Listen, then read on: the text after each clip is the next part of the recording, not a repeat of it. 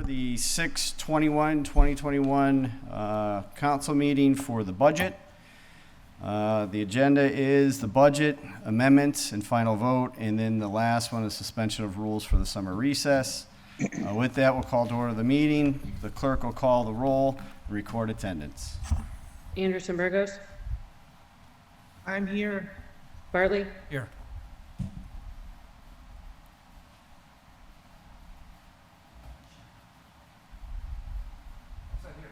He's here. Hey, Mike, is the mic on? Okay. Graney. Yeah, I'm here. Hernandez. Here. Leahy. Yeah, good evening. I'm present. LeBron Martinez. Lisi. Here. McGee. Here. McGivern. Here. Murphy. Here. Sullivan. Here. Tallman. Here. Bacon. Here. Please stand for the Pledge of Allegiance. Pledge of Allegiance. To the flag of the United States of America, to the republic for which it stands, one nation, under God, with liberty, justice for all. God bless America. City of Holyoke. And the city council. All right, so, Mr. President, if I could yes, Councilman. make a motion to pass the second reading of the budget. I fully recognize we're going to go through this page by page. I'll second I'd like to make that motion for the purpose of discussion. Motion is to pass the second reading under discussion. Councilor McGivern. Thank you, Mr. President. I know it came in late. I did have an extensive talk with the city auditor today, and I don't want to steal any thunder from Mayor Murphy. But before we start going page by page, I just thought we should quickly look at the new recap sheet. And of course, as always, the budget and the revenue that supports the budget is a moving target.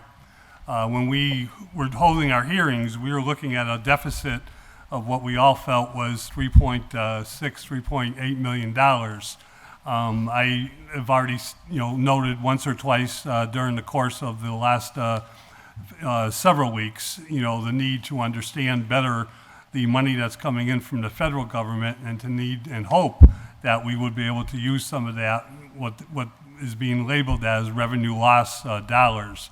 Not only has the auditor verified that, Mayor Murphy has verified that, and the auditor came up with last week a number of close to $1.7 million, can be appropriated into the city budget itself. And I know that's a two-step process. But it is important to recognize the email we received today from the Division of Local Services, I still call it Department of Revenue, noting the process for those types of dollars and how to appropriate them. And I also note that the new recap shows a much smaller deficit. It's $2.728558 million. Of that, close to 1.3 million is directly related to the sewers. As everybody knows, we are looking to increase the sewer rate, and we're more important, or equally important, looking to capture dollars that have not been paid over the past fiscal year. The superintendent of DPW has told us he believes a lot of those not paid bills are related to COVID and will correct itself as water is shut off in the near future. So I just think with the lost revenue sharing that's coming from the federal government, the possibility of raising the sewer rate and collecting some of those unpaid bills, that this deficit is close to a balanced budget. That doesn't mean we don't make motions to cut with items that we don't agree with, but I would be interested in listening to motions to cut the budget for reasons other than the deficit, because quite frankly, if it wasn't for the sewers, we'd probably have a surplus on the recap sheet, the way I'm reading it and the way the auditor explained it to me today. But I just wanted to have that discussion before we went into page by page. Councilor Murphy, did you have any updates? Or Just what Councilor McGivern just indicated, I did speak with our auditor today, and she did give the updates, and I know everybody got them. We are still adjusting, and we're still getting more information on the 1.7. We got some more information in the last 24 hours. We had additional information that came in late last week, but it does appear that approximately $1.7 million is going to be able to be used to offset some of this budget. I do as I said in my letter, to me, the key for whoever becomes the new mayor is that we resolve the sewer deficit. I have spoken with bond counsel about trying to provide some tax relief so that it's not a major sewer increase plus a tax increase. And they have indicated that actually taking that money from stabilization to do that and getting that deficit resolved would actually improve our bond rating rather than hurt it. So I'm hoping that we'll go there. Obviously, I'll respect the will of the council one way or the other. And I do hope that, we're relatively in the game. And I do think we are, if we raise the sewer rate, I think we're in pretty good shape. Counselor Greenie. Just quickly, thank you, Mr. President. With all these figures out there tonight, what is the actual estimated deficit of the budget? The actual figure for tonight's proceedings? 2.7. And I say estimated. It's 2.72. That does not count the 1.7. 1.728 minus the 1.7 possible minus whatever raised from whatever is recaptured in sewer. Sewer rates. So approximately $1 million. Possibly a surplus. And it has to be, I'm saying it's close to balance. Balance, yeah. That's just my opinion, Council Green. Okay, thank you. Counselor Sullivan, then Counselor Tallman, and then Counselor Leahy, we'll get to you. Question through the chair for the mayor. If we had 1.7 in recaptured money or, offset coming from the COVID relief, how are we only at 2.7 million? The last recap sheet showed us at 3.7, right? If we take 1.7 off of that, we should be at 2. We haven't taken the 1.7 off yet. So what we've taken off is, and I don't want to confuse the situation anymore. We're still, as we're getting all the criteria, how we're going to use that 1.7 against this budget, we haven't actually applied it yet. So what we've done is we've added some growth. We had some sewer fees that were paid, so the deficit wasn't quite as large as it was when I had to start planning the budget. That's down about $300,000. So the difference in the approximately $1 million is increased growth, some payments, and some additional fees that are coming in. Okay. But that does not count the 1.7. All right, so the 1.7 would come directly off this 2.7. It should, yes. That's guaranteed, and that would reduce us to 1 million as to what we're really looking at here tonight. Yes, without changing the sewer fee, correct. Mr. President? However, if I could just, Yep. I will emphasize though, if from a plan, and Todd probably, Council President McGee, sorry, Todd.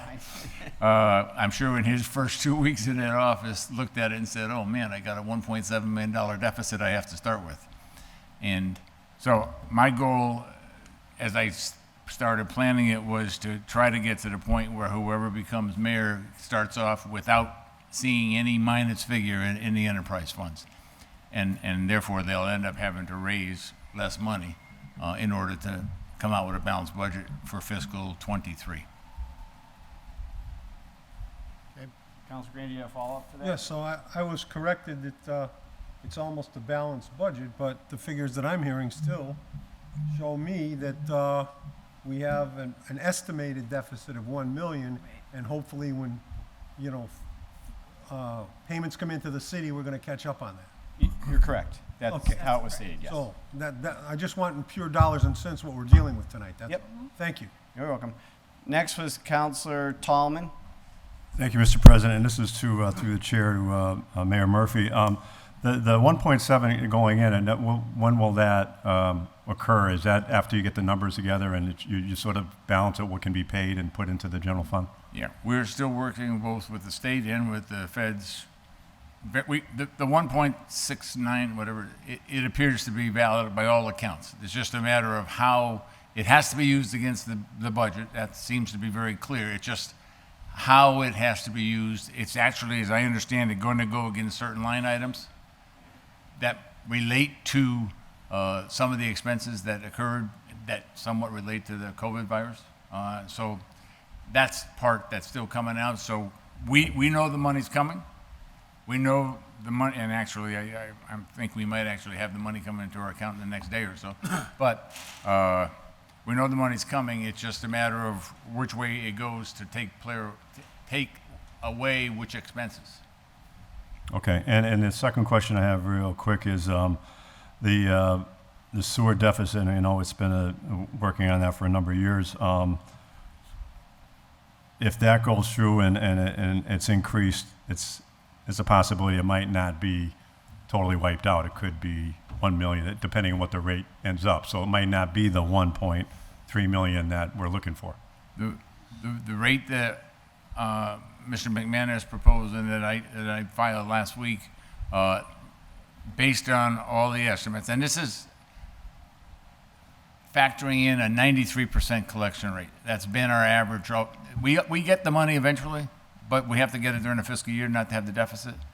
And that, with the 93% and the rate that was proposed, we would be taking in somewhere between 1.3 and 1.4 million dollars extra. If we got 100%, it'd be 1.5 million. That also, if we got it all, that would carry us probably for 4 years, paying off the bonds for the Jackson Street Sewer Project and a few other projects that are coming down the road. And we probably would not need a sewer fee increase for 3 or 4 years. And potentially, as we make more and more collections, may actually have a little surplus that we could offset some things. But we need at least, I would say probably at least 1.1 or 1.2 increase in order to balance this budget.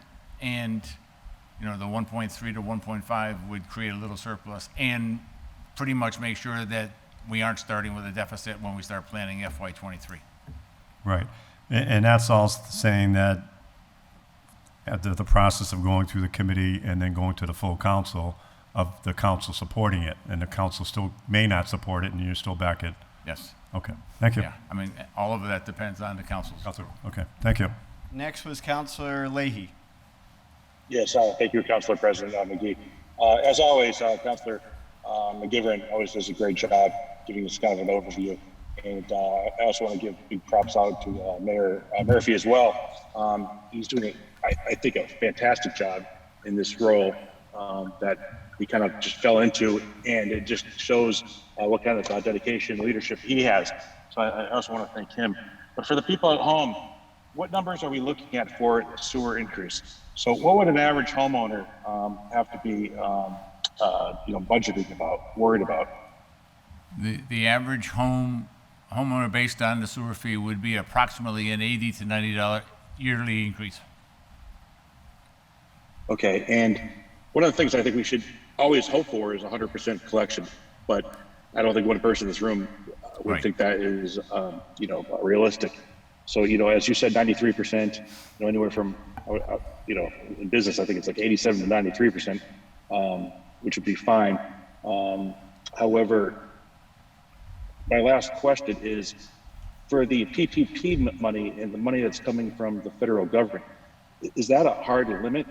Can we not go above that?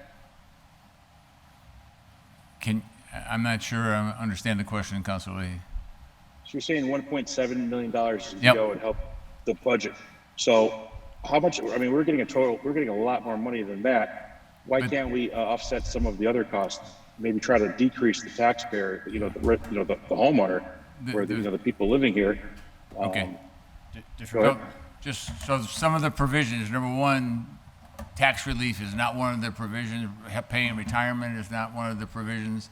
There are some things that they specifically do not allow you to do with the money, and that is one. The lost revenue is to offset tax deficits, if you will, primarily.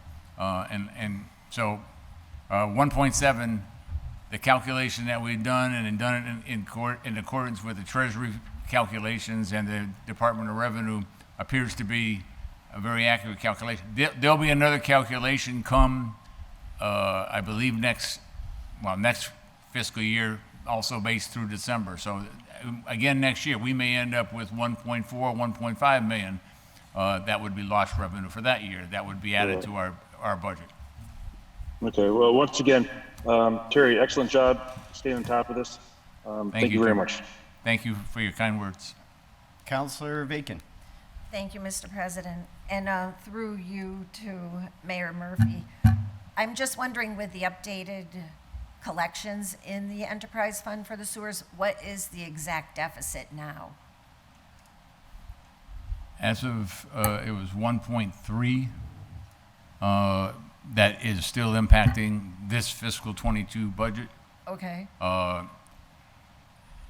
Does it- that 300,000 reduce it to Approximately one? 300,000 has been collected from the deficit in the last 3 months.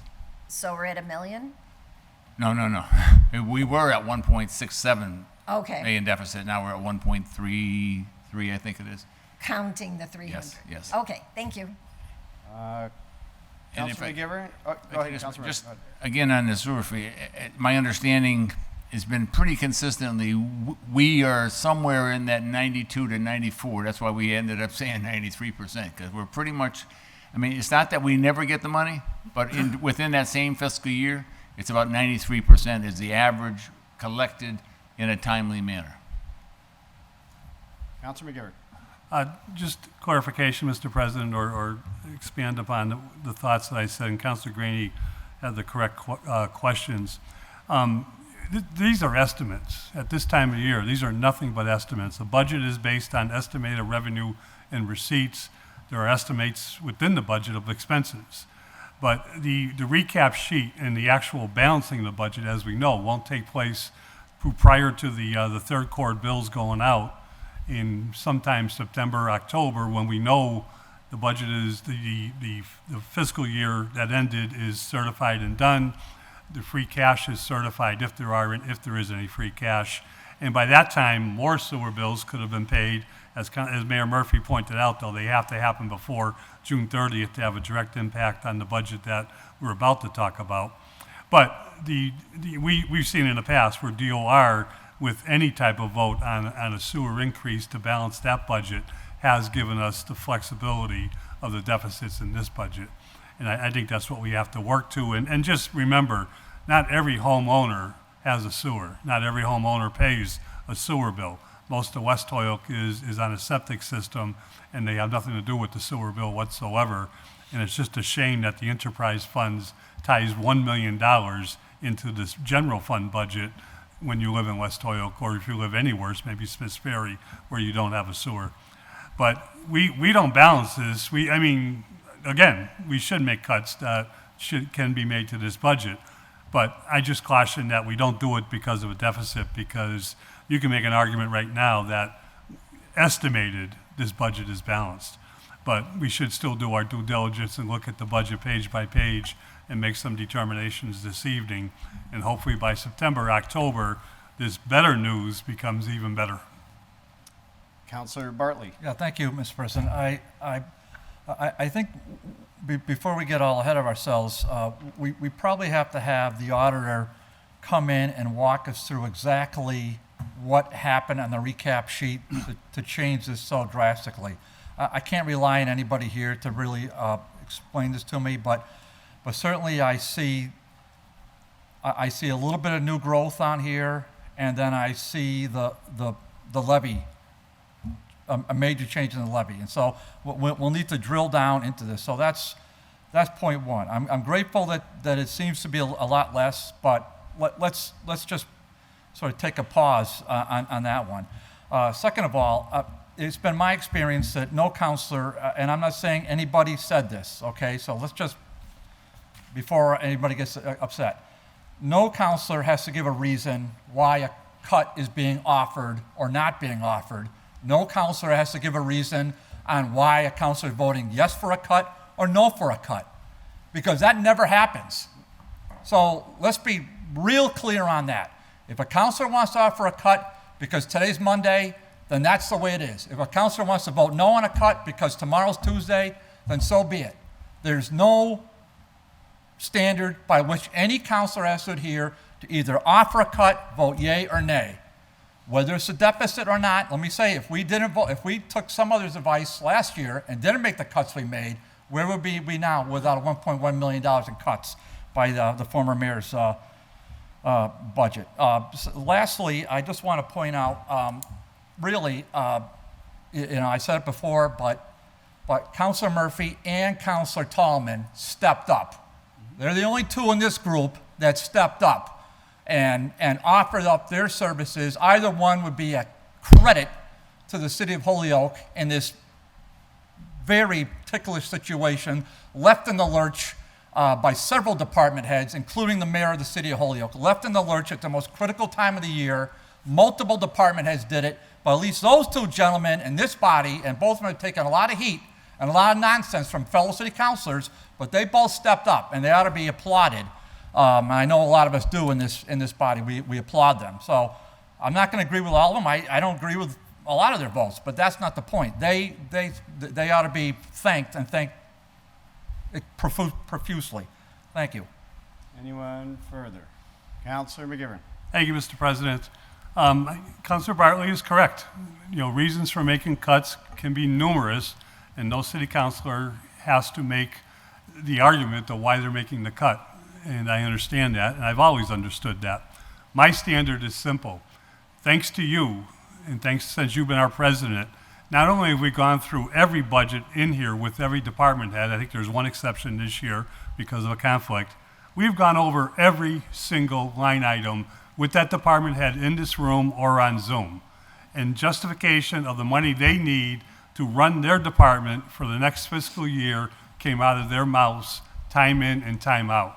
And I support our department heads in trying to give them the budget they feel they need to carry out the duties of providing the services that each of them provide through the budget and through their duties as the head of their department themselves. And that's where I've always made my standards, is to support the department heads and give them what they need to do the job that they do, and they know how to do their job. Anyone online? The hands up? No? Okay. So with that, if there's no further questions, we'll go to the budget. We'll start. Well, you got a motion on the floor. What do you want? Do you want us to table it? What was that? You got a motion before We're us. making amendments, Mr. President. I'm making cuts, I believe, is the, Amendments. yes. That's what I meant to say. A I was just cut trying to is get an us amendment to the budget. We're going to do amendments to the budget. You're going to be starting on page 5. All I ask is that, if, raise your hand, I'll call on you, give the code. I'll repeat the code so that way we can record it correctly, and then we'll go from there. With that said, I'm going to sit down so that way I can make sure I write down things correctly. But to all the department heads, to the mayor, everyone that was involved in the city council, the attendance was phenomenal at the meetings. And what we're going to do is go through the amendments, but I want to thank you for your work as to what you did in order to make this process more seamless for everybody. So thank you to the mayor, department heads, everyone involved. Thank you very much. With that, is there a first hand up in order to go forward? Yes, Councilor. Mr. President, why don't you come down and sit in the clerk's chair and probably make it easier for you. Yeah, I'll do that.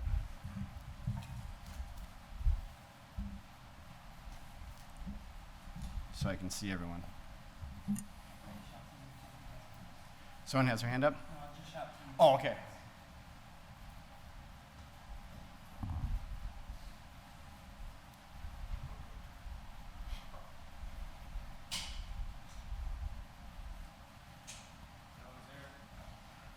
Is there anyone first? Councilor Sullivan? Well, just, are we going to take this one page at a time, or? Yeah, we'll do one page. It's easier that way to go each page. So, like, page 5, no one wants to make, I'm not saying no one wants to make an amendment. Just go to page 6. So that way we don't get lost in the shuffle. Yep. You can always go back. If you forget something, you say, I want to make an amendment on page 10. We can always go back, just so you understand that. So with that, I'll turn it over to you, Councilor Sullivan. Did you have something first or no? I just wanted to make sure we were all Okay. following the same format. All right, so we are on the City Council, page 5. Anything for page 5? Questions? Anyone online? No? Okay. All right, we'll go on to page 6, Office of the Mayor. Anyone for page 6? If I'm going too fast, you can always tell me to stop. Anyone online? No? Hearing none, seeing none. Off to page 7. I like your tempo, Mr. President. Counselor Bacon. Thank you, Mr. President. Object code 51400, longevity, to remove the $1,750. Second. The auditor says it's not needed. It was from a prior All right, year so, left over. so it's I'll second 51400, removing the $1,750. Counselor Bacon and Counselor Sullivan did second it. Any discussion? I know that's what the auditor told us. Hearing none. The clerk will call the roll. If you vote yes, you're voting for that cut.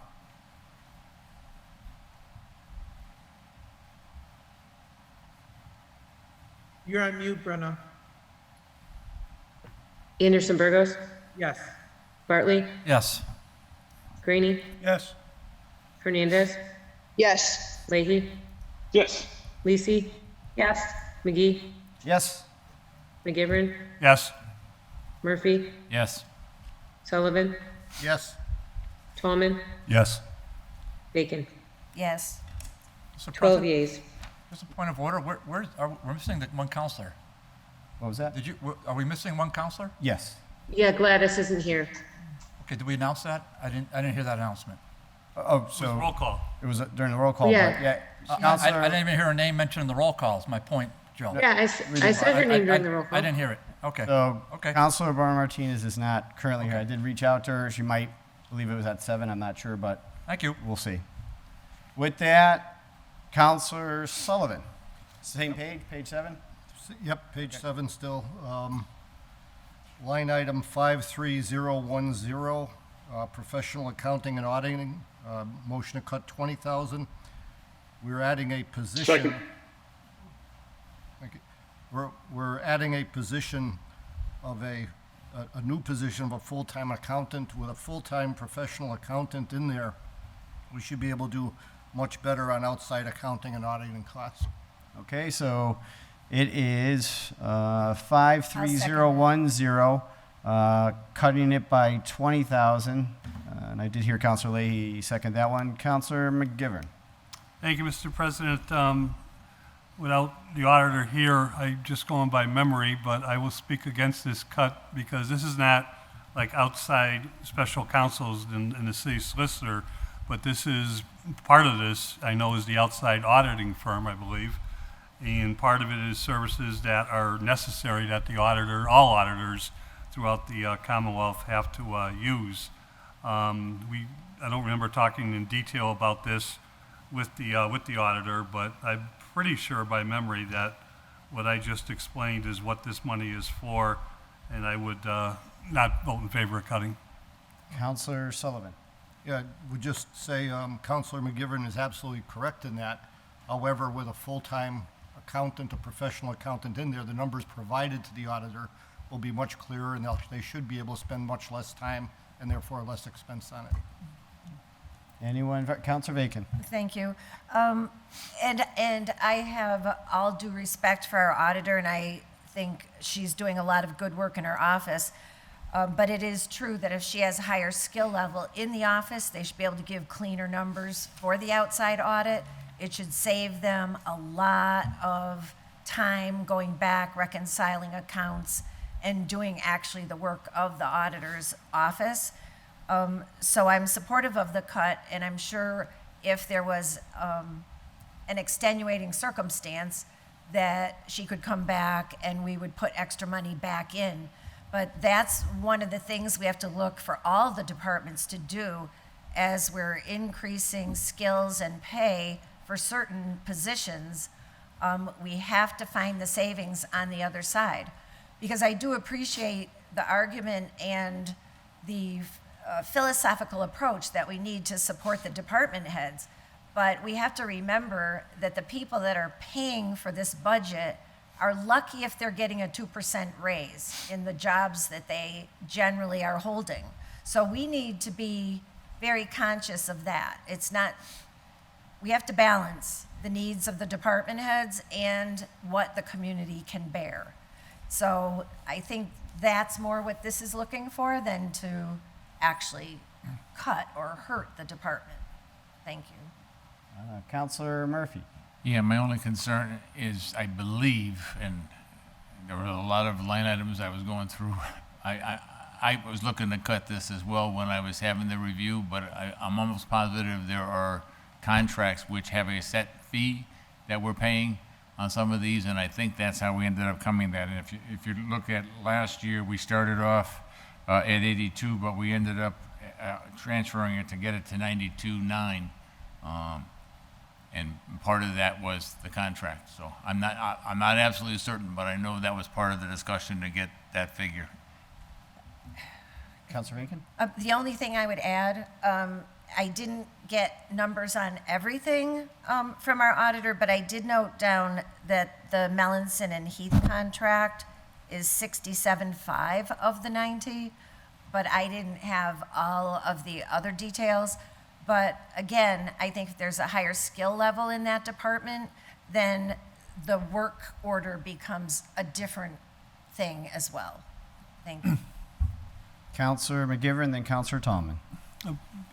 The other area this budget covers too is pension obligation audits and looks at the something that's very important to the city, because we all know we're trying to make ends meet with our pension obligations and with the monies that we pay as a city for our retirees. Councilor Sullivan, I respect your argument. I'll just note one thing. I'm not going to vote for the cut, but the outside auditor hasn't finished fiscal year 20 yet. So any new people coming on board are still going to be looking at the end of fiscal year 21 and going into fiscal year 22.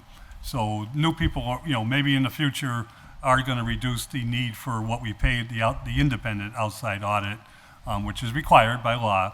But I don't think it's going to reduce it by $20,000. I think we only pay about $23,000 on a direct fee, if Councilor Murphy might know better than me. But at this point in time, I think it's premature to cut this line item. Counselor Tallman. Yeah, thank you, Mr. President. I believe that's what the amount is. It was 67.5 for Mellison and Heath and 23,000 for Siegel, and I believe it's a contract, and so I'll be voting against this cut. Anyone further? Anyone online? Seeing none, the clerk will call the roll. If you vote yes, you're voting to cut 20,000 from 53010. Anderson Burgos, No. Bartley, Yes. Graney, Yes. Hernandez, No. Leahy, Yes. Lisi. No. McGee, Yes?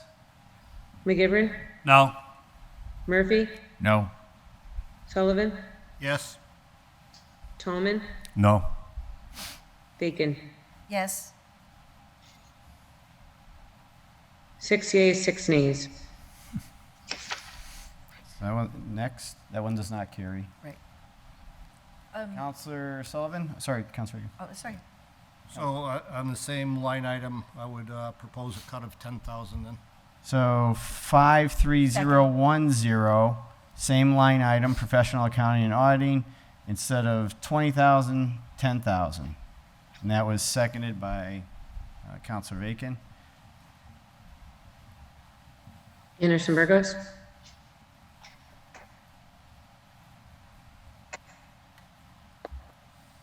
Member, if you're on mute. Unmute everyone. It's we're going to do a roll call for the 10,000 now. Anderson Burgos, Bartley, Yes. Graney, Yes. Hernandez, I'm sorry, Mr. President, can you clarify that again? I'm a so- little bit confused with $10,000 thing. No problem. So the first motion was to cut that line item, 53010, by 20,000. That failed. So the new motion was to cut it only by 10,000. Same line item, just a different number. Oh, okay, no.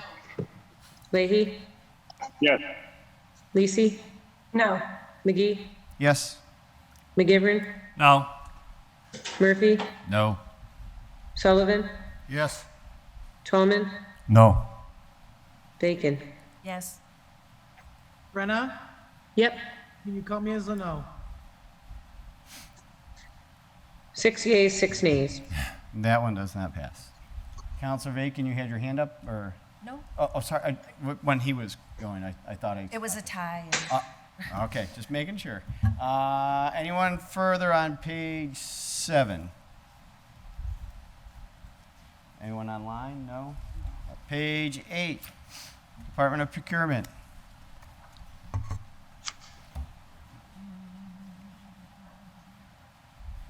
Anyone online?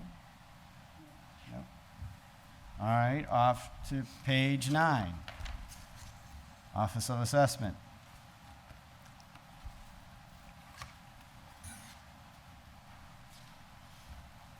Page 10, Treasurer.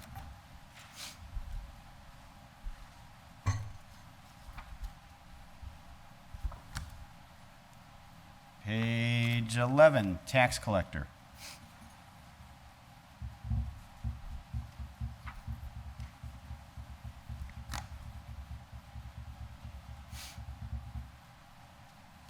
Okay, page 12, City Solicitor. Counselor Sullivan. Yep.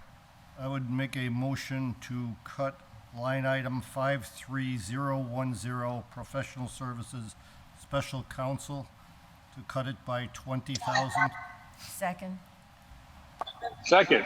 That's my one to cut. Too late, Jim. Page 12, 53010, motion is to cut by 20,000. Any discussion? Counselor Murphy. Yeah, I know, and I probably can support this. I know when I met with Attorney Ball, you know, she does have a plan that I think is going to make a lot of sense when we can put it all together, and it may very well end up being that the 120 would cover everything. So I'd be willing to go along with this because I know she's working with several other communities that have a specific fee associated with a contract to provide a service, and I know that's the direction she's looking to go. Hopefully, as she gets more information, she'll come back to the council, and I do think it has a lot of potential of keeping our costs down, knowing what our net cost is going to be for the year, and potentially probably more consistent in terms of the representation that we receive. Counselor Bartley. Yeah, just through the chair, Terry, but first of all, I got to say, I want to compliment Todd, City Council President, for getting Lisa Ball on board. I already said it to you, Todd, anyhow. You've at least twice I said it to you in person, but she's an asset, and you know who predicted this is Councilor Bacon said it to me. She was all excited to get Lisa back in line, so that's quite a coup for the city. Just through the president to the mayor, acting mayor, Terry, is this as far of a cut as you'd want to go with this? Would you feel comfortable with a higher cut, or is this okay? Based on what we've had our conversation, obviously it's still in the formulation stage, but I would say this is probably as far as I would feel comfortable going based on the numbers that she was thinking for various council and under contract. I think this would allow us to get through, and I think she was looking at potentially 3 specific areas that this would pretty much meet it compared to what Chicopee does, and I think the other one was Westfield, if I'm not mistaken. The first one was Chicopee. I think it was Westfield, I think. Yeah. I know the first one was Chicopee. I think the 120 would fit there. If we get too much farther down, I think we're going to have to come back. And while this is not, what I'm going to say is not exactly relevant to the budget, it's relevant to this department. So we did have a conversation that we were going to have a special meeting. So I'm hopeful that we can do that before the first meeting in August. So thank you, Mr. President. Counselor McGivern. Thank you, Mr. President. I can't say enough things about having, under the circumstances of losing Crystal Barnes and losing, I think, 2 to 3 lawyers over the last several months in that department, to have the quality and character of Attorney Ball to run the show. And I know from past experience, I think we all agree did a great job and will do a great job. She came in here and kind of got this budget handed to her, but I think under the circumstances of what's happened to that department, we need to support the outside counsel, even if she can reduce it and is reduced for future years. At this moment in time, the next 3 to 4 months are key to her needs and key to that department's needs. So, although I respect the argument, I will not vote for this cut. Anyone further? Anyone online? No. All right, so the motion is to cut this by 20,000. Clerk will call the roll. If you vote yes, you're voting for the cut. Anderson Burgos, Yes. Bartley, Yes. Greenie, Yes. Hernandez, No. Leahy, Yes, yes. Lisi. No. McGee, Yes? McGivern, Now, Murphy, Yes. Sullivan, Yes. Tolman, yes. Bacon. Yes. 9 yeas, 3 nays. With your vote, you approve the $20,000 cut. Anyone else for page 12?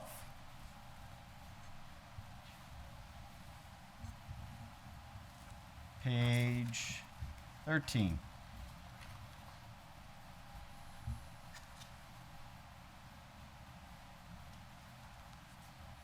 Page 14. Mr. President? Counselor Bacon. So I'm going to take an approach on this, which I'm not sure if the council will like, but I want to explain why I'm doing it. So on object code 43010 and object code 43020, between those two lines, and I don't know if I can do this as an and motion, but I'll just lay out my thinking. So I can make the first motion, if you like, to reduce the 53010 line by $80,000. And the reason that I'm doing this is because although it wasn't directly stated through the budget hearings, there was a theme through the budget hearings that there are open issues that, in my view, having done a lot of computer projects in businesses over the years, that there's some pretty fundamental things that aren't happening in the city through this Wally contract. And my idea is to put some pressure on that contract like we did, and I can't even remember all the details, but this body did that in the past, to bring some pressure to bear on the provider to really specify what the heck they're doing for the money they're getting. So that is my intention on this. It's so that hopefully in very quick order, we will take a hard look on that, see if maybe, I'm not sure if HG&E would be interested in coming back to the table, but they had provided some very good services for very efficient rates in the past.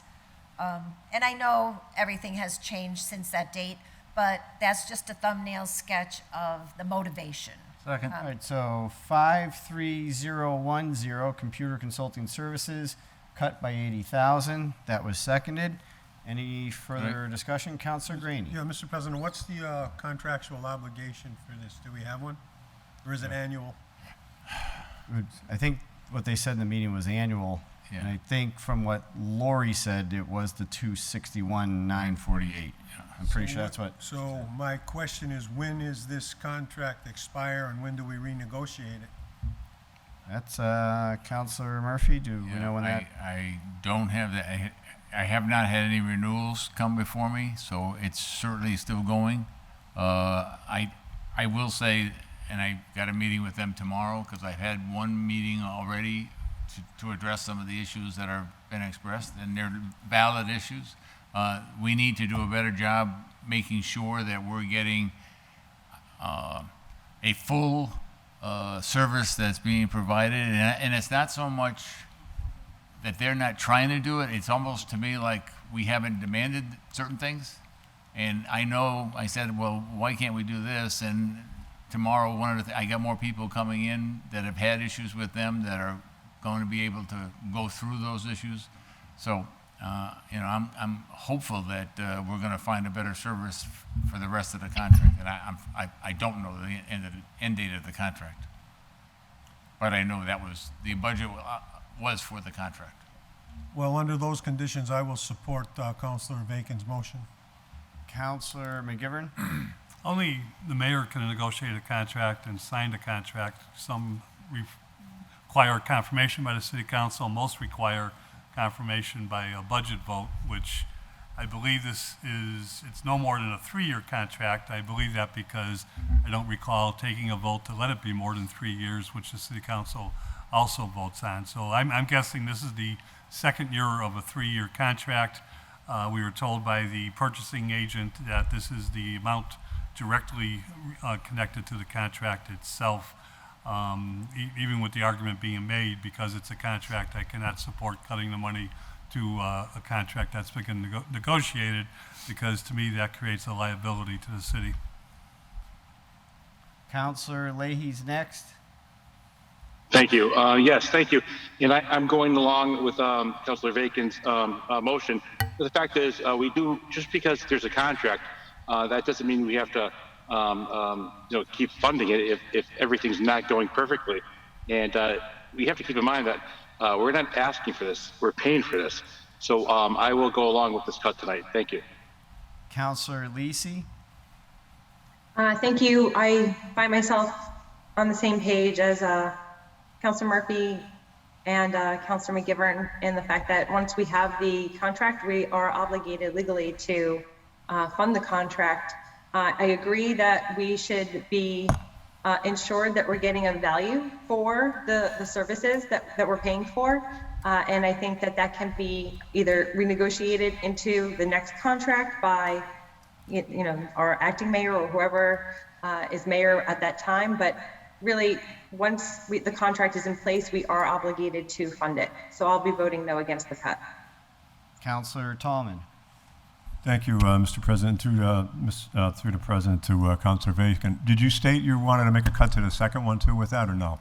So, not right now? So as a concept, because it was sort of a quarter of the whole, if you will, I was looking at 80,000 for that one and 20,000 for the next one. But and my understanding was it was an annual contract. So if it didn't get renewed between January and June, then it would be coming up between July and December. So within the budget, we would only need to be funding 6 months before a renegotiation. So an $80,000 cut would not become problematic for the contract, given that our budget runs July to June. So it wouldn't cause us to fail to meet our obligation in that regard, but it would, I think, position us, and it would actually help the mayor to have some negotiating leverage perhaps as well. Yeah, my question through the chair is, and I think we did it about 2 or 3 years ago, and they did come in, but because I think we did cut it and they had to come back to get the remainder, but they sat here, but I don't see if you have to cut it to have them come in. I think Wally can come in before one of the committees or talk to the mayor on what needs to be done. My concern too is being a contract and having to pay that contract. I'm concerned about the obligation that the city has. So I don't think I'll be supporting this cut.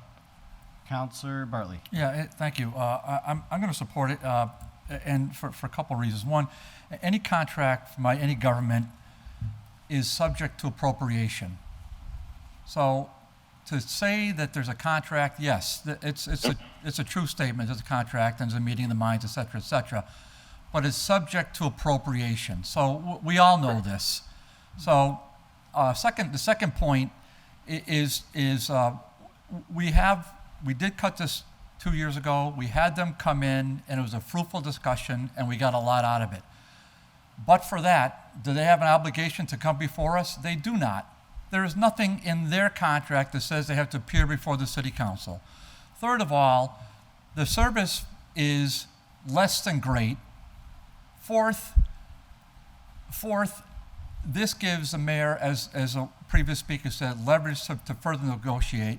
And fifth, and to my main point, is that this perhaps gets us back in the game, not with an out-of-town vendor, as the former mayor got us into, among other things, but perhaps we can go right back to our own hometown vendor, Mr. President, the Holyoke Gas and Electric. I mean, let's think this through. This does not 80,000. This no way impacts us this calendar year, Mr. President. And besides, we've done this so many times in the past with outside services for the law department, where we specifically have said, get them to come back, and that almost passes, well, not unanimously, but pretty close to it. So I think for the aforesaid reasons, but especially for, don't think for a second that if we don't fund this, that we're in some kind of violation and all of a sudden red flags are going to go up. That is a fallacy, and it's not accurate.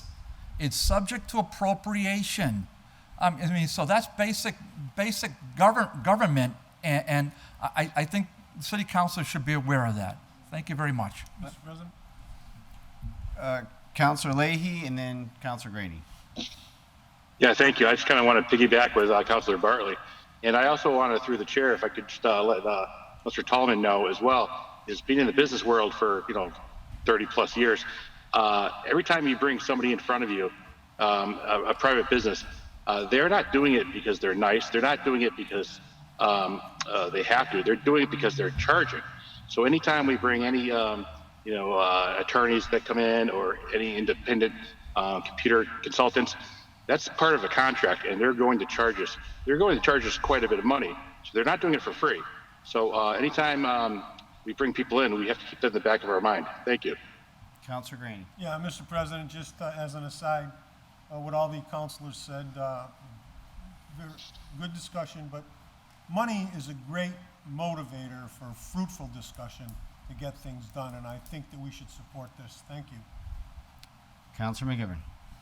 I like the way Councilor Tallman spoke on this issue. I think, again, that we could be putting ourselves into a bad position with an already negotiated contract. Quite frankly, we're all just stabbing in the dark because not one of us has the contract in front of us. Not one of us knows how long the contract is for, and not one of us as city councilors negotiate that contract. The mayor, and only the mayor, negotiates the contract, and therefore the mayor, with whoever he delegates the responsibility to, oversees the contract and the services provided. So without having the contract in front of us and without knowing if this would put us into a difficult position or a legal position that we might not fare well with, I think we can still, if the contract comes up, not we, but the mayor can still negotiate it with whether this cut is made or not. And I would suggest we don't make the cut until we know more. Councilor Anderson Burgos and then Councilor Sullivan. Yes, through the president and to Councilor Murphy, acting mayor Terry Murphy. I'm wondering, Terry, have you seen the contract? Specifically, no. I've have not? I've only received the proposal for the contract from the purchasing department. But Okay, so I mean, thank you, Terry. yeah. Thank you. So with that being said, I'm going to also not be supporting this, although it sounds good, but I do not play with contracts, or I am not in any position to have the city get sued or in any kind of legal ramification. So I'm just gonna simply not support this. Thank you. Councilor Sullivan. Yep, thank you. I'm going to support this wholeheartedly. We've got, over the last couple of years, we've listened to arguments from this department for upgrading all kinds of new hardware that we've seen. We've also seen some of this stuff come in through the police department, the fire department, in the form of grants as well. So even if there was somewhat of a shortfall, there should be plenty of room in the other line items to make up any difference, especially in the 53100, 53180 for software maintenance and systems hardware. Counselor Murphy. Yeah, and I don't agree, I don't disagree with a lot of the things that were said. I just want, I do want to let you know, I've heard the concerns of the department heads and the employees. They have Wally has responded very well to me so far. Like I said, I got another meeting with them tomorrow. It appears that they used to meet maybe once every 6 months. I've got them meeting with me every 2 weeks. So that we can make sure that we're on top of it. There have been things where the accounting for hardware and software has not been well done, and that we're tightening the screws on that so that we'll have a better control of who gets what and why they're getting it and why they get it over instead of this particular department. So there's a lot of things that they're doing, and I have no doubt that if you wish, I can get them to come to a city council. I have no doubt that they would come and listen to your concerns and then make an address to address them if possible. But you know, I respect what everybody's trying to say, and you are correct that they've had some issues, and I'm hoping to get those issues resolved. Point of information, Councilor McGee. Counselor Leahy. Yep. I do have the contract in front of me. In fact, I sent to Jeffrey, I sent to everybody else. In March 15th, I believe, I asked Tanya to get us the contract, and I believe that I believe that Lori sent that over the next day. So I just sent that to Jeffrey so everybody can take a look at the contract. Counselor Graney. Through the chair to Counselor Leahy, do you have an expiration date on the contract? I'm not gonna sit here and read through it right now, just for the fact that I'm on this meeting. But I think that we could certainly make this cut that Councilor Vacant said, and if we have any questions, you can bring them in front of finance. Generally speaking, contracts like this have the starting date and the expiration date on the first page. Yeah, well, the way they scan this in, it's upside down, and I'm gonna have to re-edit everything so I can read it. Oh, okay, thank you. All right. If there's no one further, this one is page 14, 53010, cut of 80,000. The clerk will call the roll. If you vote yes, you're voting for the 80,000 cut. Anderson Burgos, No. Bartley, Yes. Rainey, Yes. Hernandez, No. Leahy, Remember to unmute. Sorry, I was trying to read it. Yes. Lisi, No. McGee, Yes. McGivern. No. Murphy, No. Sullivan, Yes. Tallman, No. Bacon. Yes. 6 yeas, 6 nays. That one does not carry. Counselor Sullivan. Then on the same line item, 53010, I propose a cut of 20,000. Second. So 53010, same line item that we were just on. Instead of an $80,000 cut, the proposal is 20. Any discussion? Seeing none, the clerk will call the roll. If you vote yes, you're voting to cut 20 from that line item.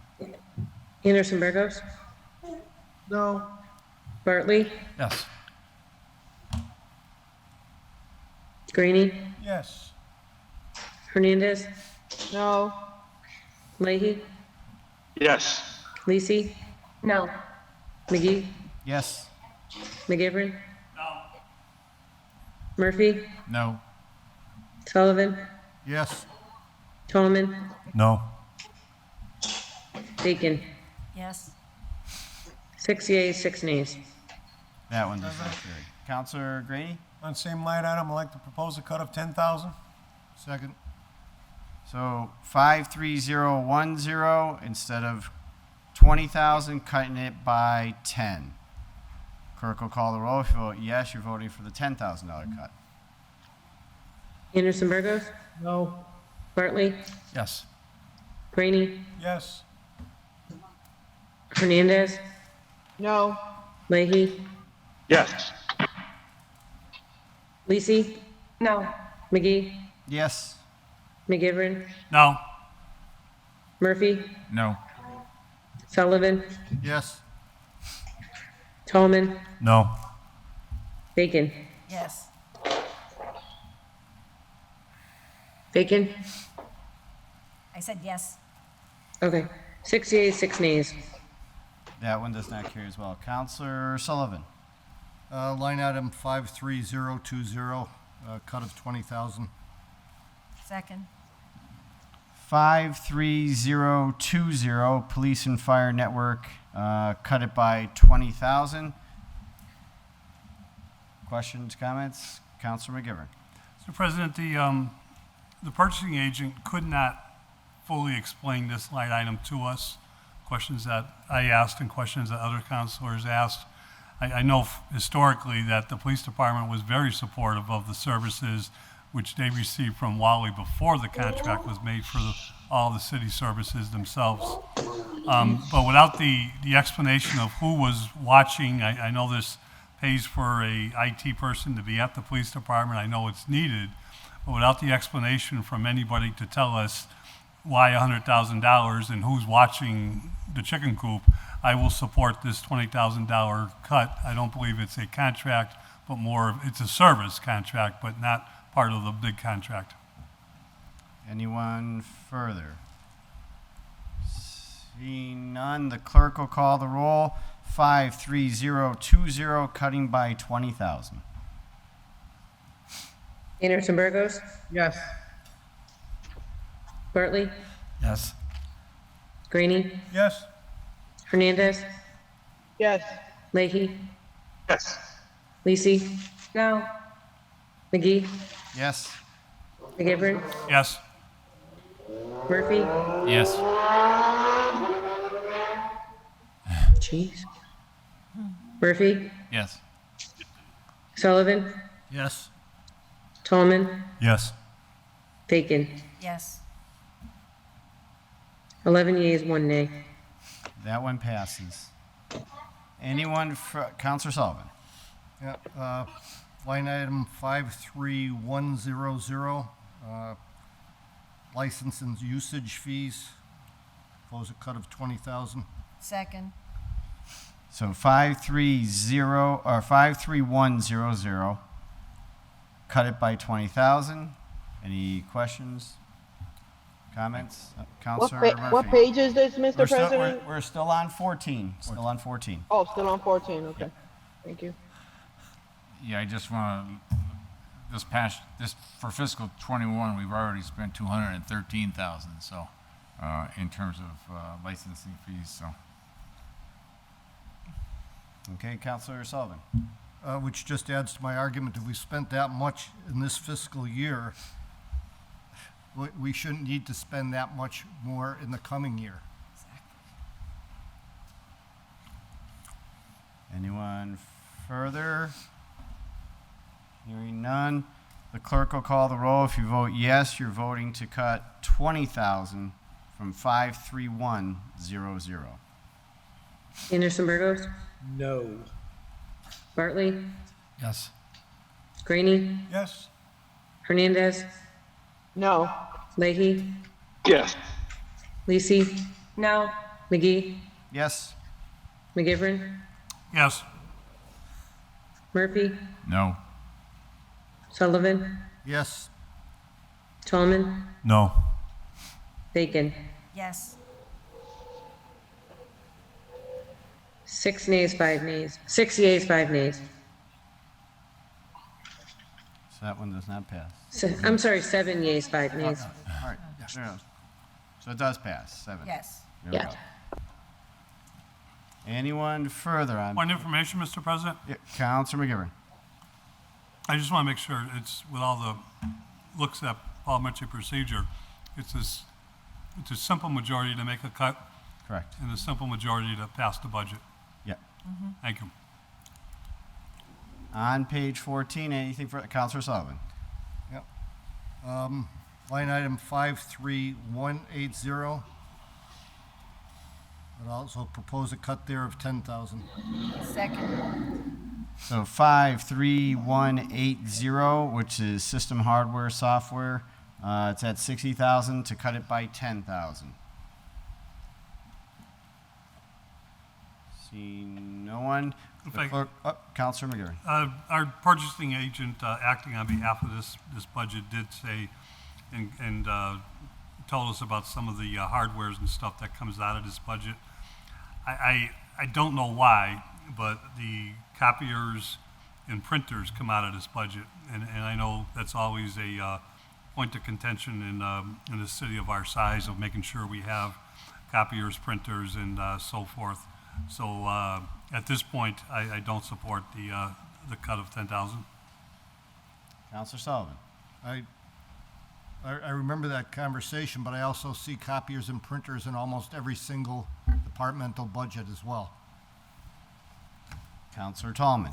Yeah, this is maintaining the printers and the copiers throughout, and I believe we had the Economic Development, the Planning Director come in saying that they were actually still waiting on one of their printers, I believe a plotter, that they definitely need. So I have a difficult time cutting this budget. Counselor McGivern. Which he actually told us it's the lease for the copiers and printers. I believe the items in the other budgets are different towards related to copies and printers, but not the lease. All right. Seeing no one further, the clerk will call the roll. If you vote, you're voting to cut 10,000 from 53180 on page 14.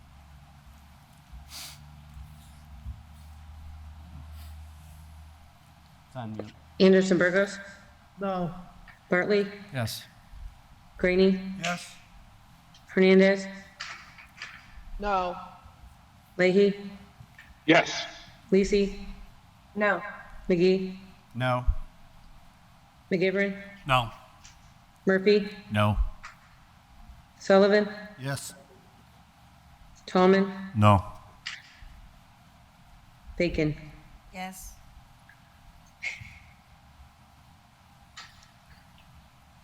Five yeas, 7 nays. That one does not carry. Anyone further for page 14? None. On to page 15. Office of Administrative Assistant to the City Council. That'd be us. All right. Nothing on 15. Office of the City Clerk.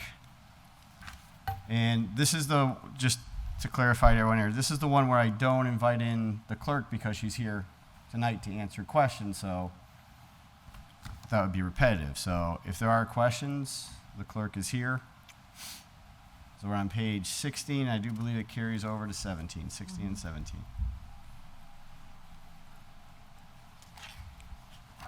Just out of curiosity, Mr. President, are any other department heads on Zoom? When we're here, we don't know who's the participants on Zoom. Mike McManus is on. Thank you. Mr. President? Yep, Counselor Graney. Just quickly through the chair to the clerk. Could you give us an estimated cost of the 2 elections coming up this year in September and November? Did you hear that? Probably about 50 to 60,000. Thank you. We have to pay for a lot more stuff. Since it's a municipal election, we have to pay for our own ballots. We don't get any reimbursements from the state. Thank you. Welcome. Counselor Bartley. Yeah, just to follow up on that, we don't get reimbursed, Brenda? Not for any municipal elections, we don't get any reimbursements. Right, okay, thank you. We have to pay, you're welcome. Anyone online? No? Okay, 18, which would be the Office of Registrar of Voters.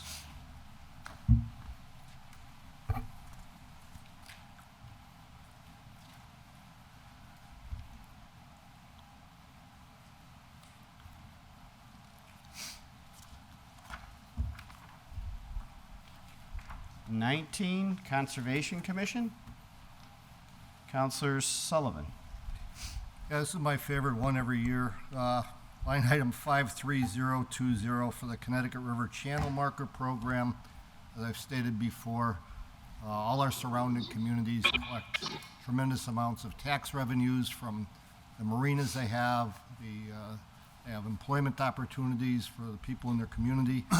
And there's no reason for us, for them not to be carrying the lion's share of this. They haven't been able to explain to us how it's broken down. It's administered by another city in which we have no say, no accounting for it, and the argument that somehow we would endanger the safety of the public by us not contributing to it. These others would bear the burden like they rightfully should be and taking care of the channel markers from which their marinas and their communities benefit the most. Second the motion. So you're cutting the whole amount? Yes. Okay, that's all right. So it's 53020, cutting the 3,500. Yes. Any questions? Councilor McGivern? I just see it slightly different. I think we all agree that the program itself is important in terms of river safety. I think we all understand that the efforts to make sure that boaters, are following the rules and following the correct patterns of the way they maneuver their boats on the water is very important, and these channel markers are part of that. I see the responsibility as one of the communities who borders the Connecticut River, but more important, I talked to a number of constituents who are boaters, and yes, very few of them launch their boats or house their boats within the city of Holyoke. I understand that, but this this program is shared by a number of communities, and I think just paying this nominal amount is important to show that Holyoke believes in water safety.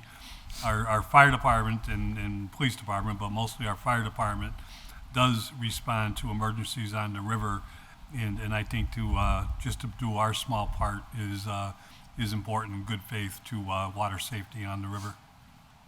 Anyone? Councilor Murphy? Yeah, just to go along with Councilor McGivern, I know I did talk to the fire chief about this, and he is a strong advocate of keeping the markers, and in his view that there have been, obviously he can't give a figure how many they have not had to do, but he believes that there are several that they have not had to have rescues because of these things. So, Councilor Vacan? I think we should be clear that the markers on the river are required, so the fact whether we're contributing to them existing or not does not mean that they would not be there. They must be there for safety regulations. Thank you. Sorry, No, that's exactly what I was going to say. Councilor Bartley? I would just say it's similar to what we said in other arguments. I mean, even if you wanted to offer a friendly amendment, just to cut it in half, just to get some kind of response from South Hadley or Northampton or whoever's administering the money, get some kind of communication. I haven't heard anything, just through the chair to Terry. I never heard anything from these communities. So the check just goes out the door, and we don't hear anything. So I'd be open to. I mean, I don't want to cut the whole thing because I don't think it makes sense. So I would generally vote no on this, but I'd be okay if we cut like $1,000 on it, just to get their attention and see if that leads anywhere. So I'll make that motion, just to make a friendly amendment. I'll second that. To cut it by $1,000. So Councilor Bartley is making an amendment to cut 53020 by $1,000, and that was seconded by Councilor Murphy. Councilor Lisi? Thank you. I'll just make the point that I think these conversations can happen at any point along the course of the year, and that cutting the budget really sets us up for being in a position where we're not coming to the table to negotiate in good faith. And I think that it would be just as productive to have the conversation with the line item fully funded. Just because the line item is fully funded doesn't necessarily mean that we're paying for it all up front. But regardless, I do think that the conversation doesn't need to be incumbent upon withholding of money. Thank you. Counselor Bartley? Yeah, I would just respectfully disagree because that's the opposite of what happened with the Tommy O'Connor. Mr. President, that's an order you and I co-sponsored, and we led to cut the budget, and we knew we were going to put it back, but we never heard a word from Tommy. Now we get the monthly or the quarterly reports from Tommy O'Connor. So, respectfully, unless I think we heard Howie say earlier, you put the money where the mouth is, they're going to come back to the table. And this is, listen, I would agree with Joe. This is de minimis. We know that, but it might wake up our Hampshire County friends to tell them, listen, we want to hear what's going on with this, and can you give us some feedback? And if we need to make a $1,000 transfer, I mean, we can handle that. Thank you. Counselor Grady? Yeah, Mr. President, respectfully, these conversations haven't happened in the past, and what we're trying to do here is motivate people to actually have these conversations.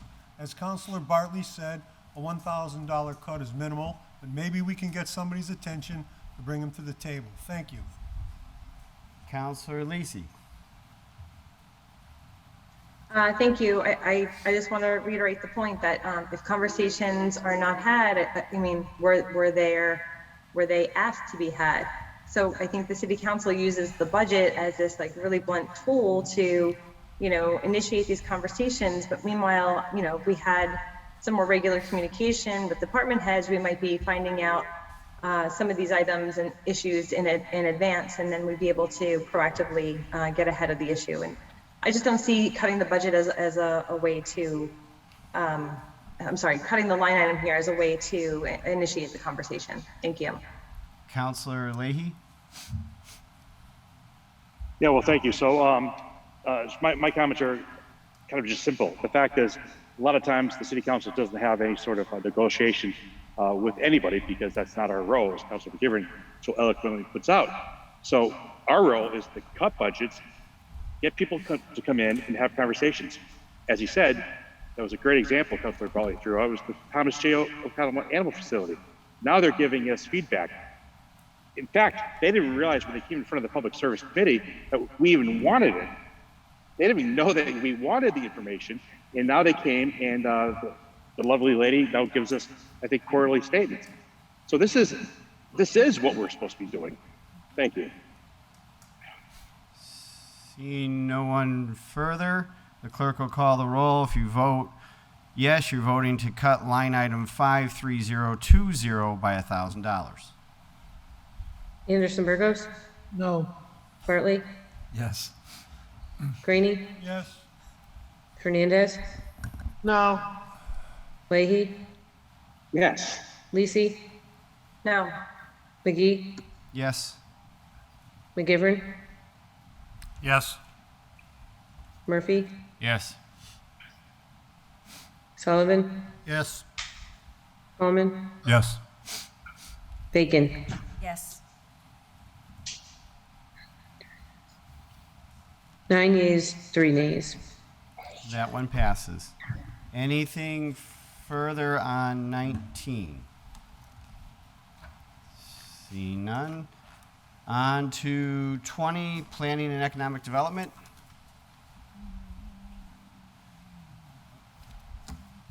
And then 21, so 2021.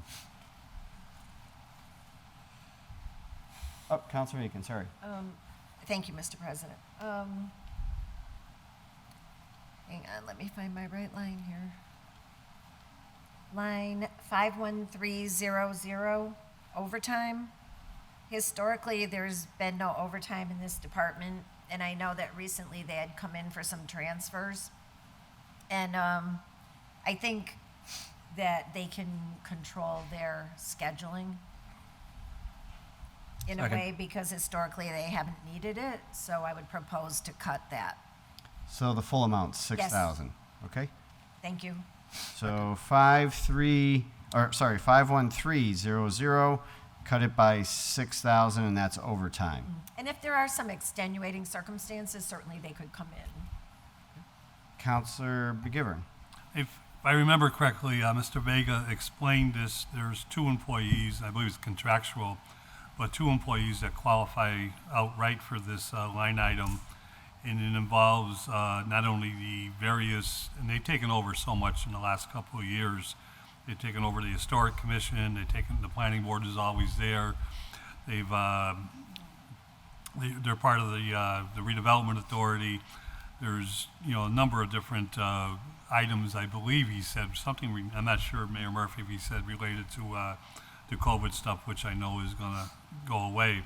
But he did note that the hours that they were working were, the overtime hours they were working were, demands were quite regular, and I thought they were justified by their department heads, so I'll vote against the cut. Counselor Bartley. Yeah, I have to say, even though I seconded that, I think Joe's right on that one, but I would say similar, it's kind of strange to have overtime in a professional office. So I'm gonna offer, this is gonna be my theme for tonight, I'm gonna offer a friendly amendment to change it from $6,000 to $2,000. I'll second that amendment. All right, so the amendment is to same line item, 51300, instead of 6,000, cut it by 2,000. Anyone further? Hearing none, the clerk will call the roll. If you vote yes, you're voting to cut by 2,000. To cut by 2,000 or cut two suit? Cut 2,000. Cut 2,000. Cut To make it 2,000. 4,000. To make it Yes. 4,000, Yeah. yes. Okay. Anderson Burgos? Bartley? Yes. Greenie? He's out of the room for the moment. Okay. Hernandez? No. Leahy? Yes. LeBron Martinez? Oh, she's not here. Lisi? No. McGee? Yes? McGivern? Yes. Murphy? Yes. Sullivan? Yes. Tolman? Yes. Bacon? Yes. 8 yeas, 3 nays. That vote carries. Anything else for 20 or 21? Counselor Sullivan. Yep, so line item 51240, cut $2,000, cut it to 0. Second. All right, so 51240, temp seasonal, cut it by 2,000. Any questions? All right. Hearing none, the clerk will call the roll. If you're voting to cut 2,000 from 51240.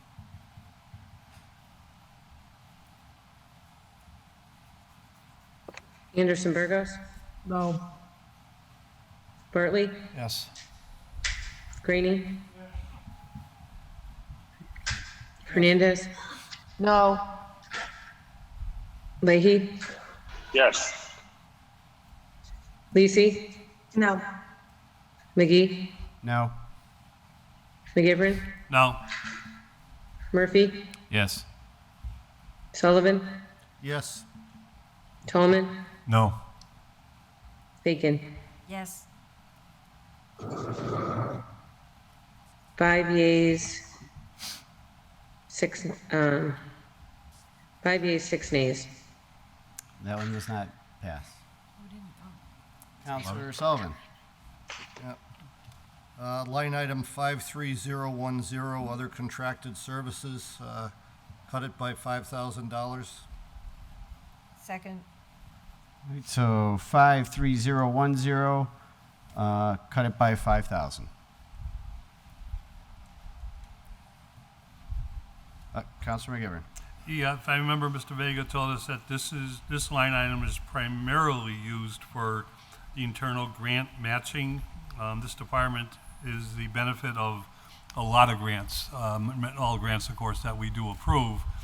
But a lot of the sources of the grants that come in for the planning department especially needs some type of match. And I think a match for a grant is bringing money in, and spending this money Mr. Vega's requested is important. So I would not support cutting it. Counselor Bacon and Counselor Sullivan. Thank you, Mr. President. I was actually going to propose to cut this more, but I support the smaller cut. My note from the department head was that it pays for grant matches and police details, and our police budget is a very large budget in the city, and I would think whatever details are needed could be funded under that. And I believe that all matching grants should come before us and have to be matched with the knowledge of the council and matched through city funds at the time. Thank you. Counselor Sullivan? Yeah, I agree with what Counselor Bacon just said. I was really surprised to hear about police details being included now in that number. Also, a lot of the matches for the grants come through in-kind service and not financial, monetary matches. And this would put us close to level funding.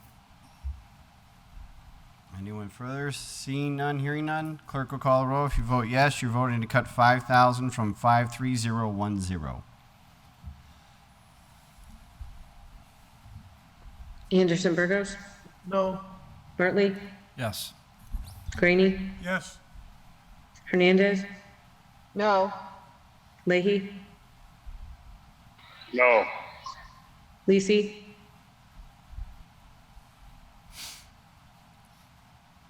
McGee, Yes. McGivern, No. Murphy, No. Sullivan, Yes. Tallman, No. Bacon. Yes. 5 yeas, 6 nays. That vote does not carry. Counselor Sullivan? I'm gonna try the Bartley trick here and see if we can compromise and reduce that by 2,500, line item 53010. Second. The motion is to cut 53010 by 2,500. So it's the same line item as the last one. Clerk, Counselor McGivern. I'm not too sure, but I think the Bartley trick only proves when it comes from the Bartley person. How do you know it's a trick? The trick? I shouldn't say trick, compromise. The tricks you got up your sleeve. Well, we all have a magic hat here tonight anyway. All right, so the clerk will call the roll. If you vote yes, you're voting for a $2,500 cut. Anderson Burgos, No. Bartley, Yes. Graney, Yes. Hernandez, No. Leahy, Yes. Lisi, McGee, Yes? McGivern, Yes. Murphy, No. Sullivan, Yes. Tallman, Yes. Bacon. Yes. 8 yeas, 3 nays. That one passes. Mr. President, Yeah, point of order? Yeah, Counselor. Normally, my only trick to my friend through the spirit of Pete Tallman is to bring in my chocolates, as you know. There you go. GR. That's the only, Joe knows it too. That's the only trick I have. I guess the chocolates worked on that. And it one. works. Yeah, it worked. Yeah. We're still on 2021. Anything for that? Hearing none, seeing none. Moving on to 22, which is the police department. And 22 is 23. So 22 and 23.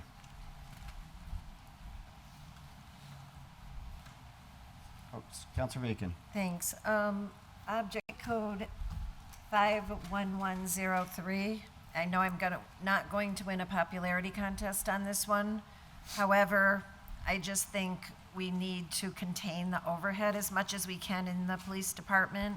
So I'm seeking a $75,000 reduction in that line to make sure Second. there is enough funding for the 3 captains, but not to add a 4th.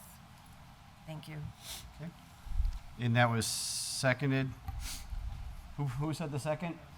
Oh, okay. I did. No, just One. making sure for the records. All right. So, any discussion? If I could. Counselor Murphy first. This is one of those areas I was trying to come up with ways to reduce overtime and to try to get a command structure that made more sense.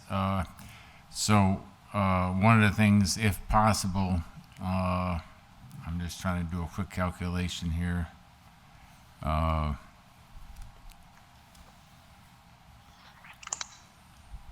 Because I did end up cutting basically 100,000 from the lieutenants.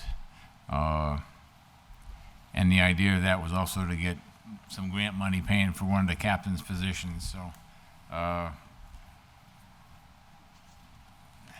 And I guess I should have left money in both, but if we cut that, then we're in a position right now where we would also have one less lieutenant, which is not impossible to do, but obviously it's going to keep us with one less superior officer. Thanks. Anyone further? Seeing none, the clerk will call the roll. If you vote yes, you're voting to cut 75,000 from 51103. Anderson Burgos, Yes. Bartley, Yes. Greenie, Yes? Hernandez, Yes. Leahy, Yes. Lisi, McGee, Yes? McGivern, No. Murphy, No. Sullivan, Yes. Tolman, No. Bacon. Yes. 8 yeas, 3 nays. Has Counselor Lisi left the meeting? She hasn't voted the last 3 votes. Maybe there's a computer. I don't know. All right, so that one passes. We are still on 22 and 23.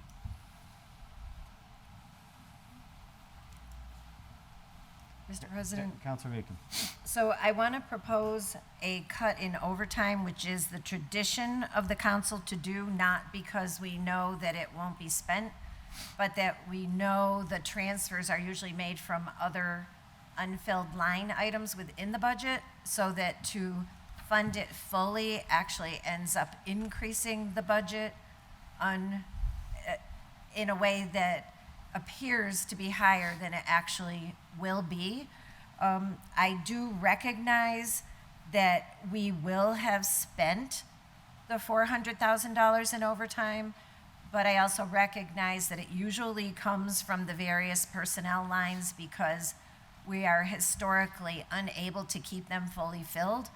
We also, on an average, usually have at least 4 officers of varying rank that are out injured on duty, and they are paid out of a separate line at that time. And so the funds usually are transferable within the budget, and seeing that the police department has the largest budget in the city, it seems that they can manage that within it. So I propose that we fund it the same as we did last year at the $250,000 level, which would mean reducing it by $150,000. Second. Mr. President? Second. Okay, so Councilor Graney, let me just call it out so everyone's on the same page. So on page 22, 51300, cut it by 150,000. Councilor Graney. Just quickly, through the chair, if I could ask the acting mayor, is our police department at a full complement of officers on the ground today? Boots on the ground or not? We just had 10 new patrol officers. We're about 4 short in terms of full complement because of some potential retirements, but also some injuries. I will tell you that the reason I tried to put it in was because we have the ordinance which now requires any overtime to come before the council, and I tried to fund enough overtime. I think last year in the summer it was 300 and something thousand, so I tried to put it so that whatever we were going to spend in the summer would not need a financial transfer from the council. We are about 4 short on patrolmen. We have about 4 or 5 officers, both lower rank and upper rank, that are on injured on duty. Then just to continue the conversation, if I may, do we have funding to fund those 4 positions if we need to? Do we have? Do we have funding to fund those 4 positions if we can bring additional people in, reserve officers, can we fill them in with reserve officers? So that we have a full complement? We don't have a full complement of reserve officers. We're having a hard time getting more people to become reserve officers. We are trying to get, as the ordinance we passed for 35. But going through the Police Reform Act, it's a little more difficult getting people to take the exam. And so right now, I'm thinking it was like 9 reserve officers on duty or potentially on duty. Thank you. Anyone further? Seeing none, clerk will call the roll. If you vote, you're voting to cut $150,000 from 51300.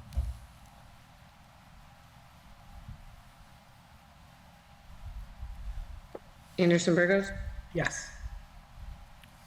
Bartley, Yes. Greenie, Yes. Hernandez, No. Leahy, Yes. Lisi, No. McGee, Yes. McGivern, Yes. Murphy, No. Sullivan, Yes. Tallman, No. Bacon. Yes. 8 yeas, 4 nays. That vote carries. Counselor Bartley. Probably going to make my one and only proposal today. Just the court appearance 51590 to cut it to $100,000. So cut it to by 35,000. Second. Motion is to cut line item 515, or really amend 51590 by 35,000, so dropping it down to 100. Yeah, just my argument, Mr. President, is that this is absolutely a benefit to public safety. We know that. It's just that the cost of it, the automatic 4 hours of overtime, or what, I mean, it is just really something that taxpayers take on the chin. We know we need to have police. We know we need to have the witnesses. I mean, Joe could talk about the vitality of that and just how vital it is till he's blue in the face, and we know that. But boy, it is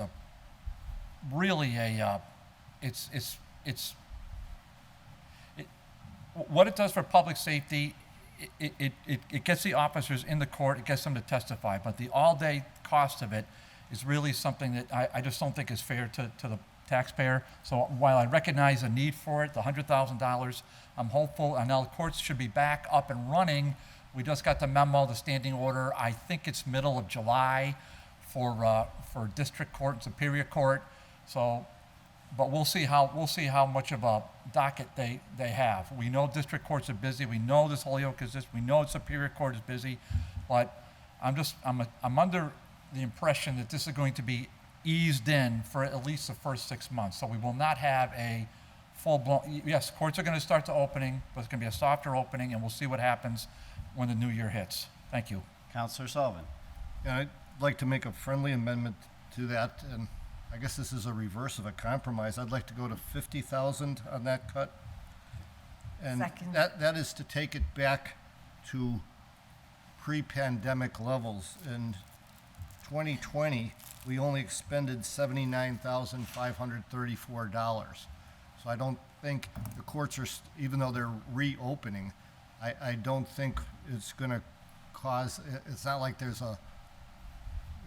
that it's all of a sudden we're going to have that many more cases, because I think a lot of cases that would have been prosecuted have not been followed up through the DA's office. And we're not going to see a tidal wave come at us that is going to require this kind of an expenditure. So, just so everyone knows, 51590, which was the one we were just talking about, to cut by 35,000, is now being amended to be 50,000. That was seconded. I have Counselor Anderson Burgos up next. Yeah, so I know we have to cut. There's a lot of cutting to do, and I was comfortable with Counselor Bartley's proposal. I'm not feeling comfortable with all respects, with Counselor Sullivan's proposal. So my vote's gonna be a no. Anyone, Counselor McGivern?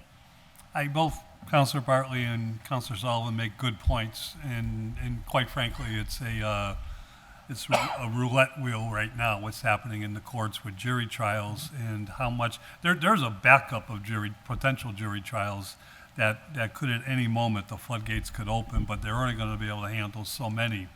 But what I do caution and what I support is, and the contract is tough. Counselor Bartley is exactly right. You know, it's a contract that we approved, unfortunately, but I forget who negotiated that 4 hours. I get it. You know, if someone is off duty and they come in, they're guaranteed to be paid so many hours. Over the years, we've asked DA Bennett and DA Mastroianni and then now DA Glooney to ask their assistant district attorneys to try to really keep their witness summons requests down to a minimum whenever possible. What I fear is we're seeing a lot of motions to suppress. A motion to suppress is a bar advocate or a defense attorney trying to throw out part of what the prosecution's case is by making a motion, an argument that it's not something that, David can help me out, or some of you attorneys, something that can be accepted and into the trial itself and make their arguments. When that motion to suppress is won, it diminishes the prosecutor's case itself. And you're right now, because it wasn't during COVID, you weren't seeing the typical motion to suppress during the course of a week and a month. Now we're seeing them come one after another, with defense attorneys trying to weaken the prosecutor's case itself. So I get the arguments. I wish I had the correct answer. It can only be spent if the witnesses are called in. So at this point, I'm not going to support the cut. Counselor Bartley? Yeah, Joe's right on that. There's no question about it. And as he saw in the paper, we have stabbing on Gilman Street, and there's the shooting up at the South Street Plaza. So I'm, disrespectfully to Mike, I'm not going to vote this. I'm not going to vote for the 50,000. I mean, I think some councilors just won't vote for it at all. But I respect every councilor's vote. I said that 1,000 times here. But I'm not going to vote for the 50. But I would if that passes, it passes. But if it doesn't pass, then I'm going to renew my motion for the 35. Thank you. Hearing no one further. Counselor Leahy. Yes, I'm just going to abstain. Thank you. Okay. Counselor Leahy will abstain. The clerk will call the roll. If you vote yes, you're voting for 51590, the cut of 50,000. Anderson Burgos, No. Bartley, No. Graney, Yes. Hernandez, No. Leahy. He's abstaining. Oh, abstaining. Yep. Yep, okay. Lisi, No. McGee, No. McGivern, No. Murphy, No. Sullivan, Yes. Tallman, No. Bacon. Yes. 3 yeas, 8 nays, and 1 abstain. That one does not carry. Counselor Bartley. I'm going to make just renew my motion to cut that same object code by 35,000. Counselor Second. Bartley is going to redo it, which is 51590, cut it by 35,000. Clerk will call the roll. If you vote yes, you're voting for that cut. Anderson Burgos, Yes. Bartley, Yes. Graney, Yes. Hernandez, No. Leahy, Abstain. Lisi, Yes. McGee, Yes. McGivern, No. Murphy, Yes. Sullivan, Yes. Tallman, Yes. Bacon. Yes. 9 yeas, 2 nays, 1 abstain. That one passes. Anyone else on 22 or 23?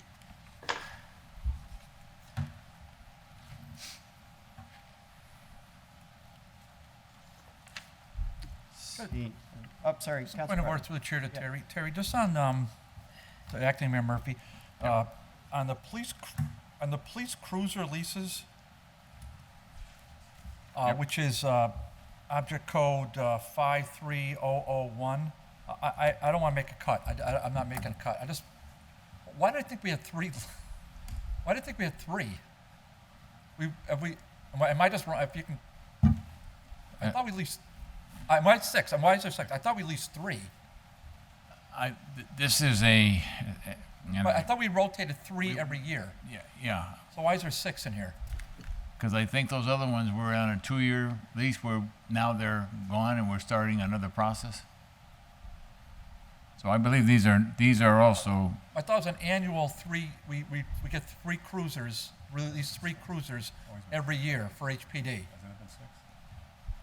I think, if I might, Go ahead. the way it worked was they were going to do a lease. They kept calling it a lease, but it turned out we didn't do it that way. We said for, make it up 2 years ago, we're going to give the 199 for 3 cars. And then last year's budget, another 199 to pay for all 3. So they were calling it a lease, but really it was 2 payments over a 2-year period. So it was like an installment sale. I think now what they're doing is the same thing here, but for 6 cars, if I'm correct. that's my understanding. It's not technically a lease per se. That was the confusion when it was in finance. It was basically we're spreading out the bill over a two budget cycle, which we said that's kind of, you're taking your chance because if you go into a fiscal year and you don't have the money, you still owe it. Yeah. But that's what we did. But we kept calling it a lease, but it's not technically a lease. Hopefully that makes it better. Yeah, it's, Well, okay, so the 199 is going to be every 2 years, or is it? That, unless they change it, but that was my understanding the last time we did it. So that's why I think they're doing for the 6. So it should be over a 2 budget cycle. So next year's budget's not going to have anything. Yeah, it'll No, it'll have the be same. the 199. It'll be the second installment to pay it off because we're paying it over two budget cycles. That was the. How much? How much is- It's a good deal. So that's like 80,000 a car. I didn't draft it. Right.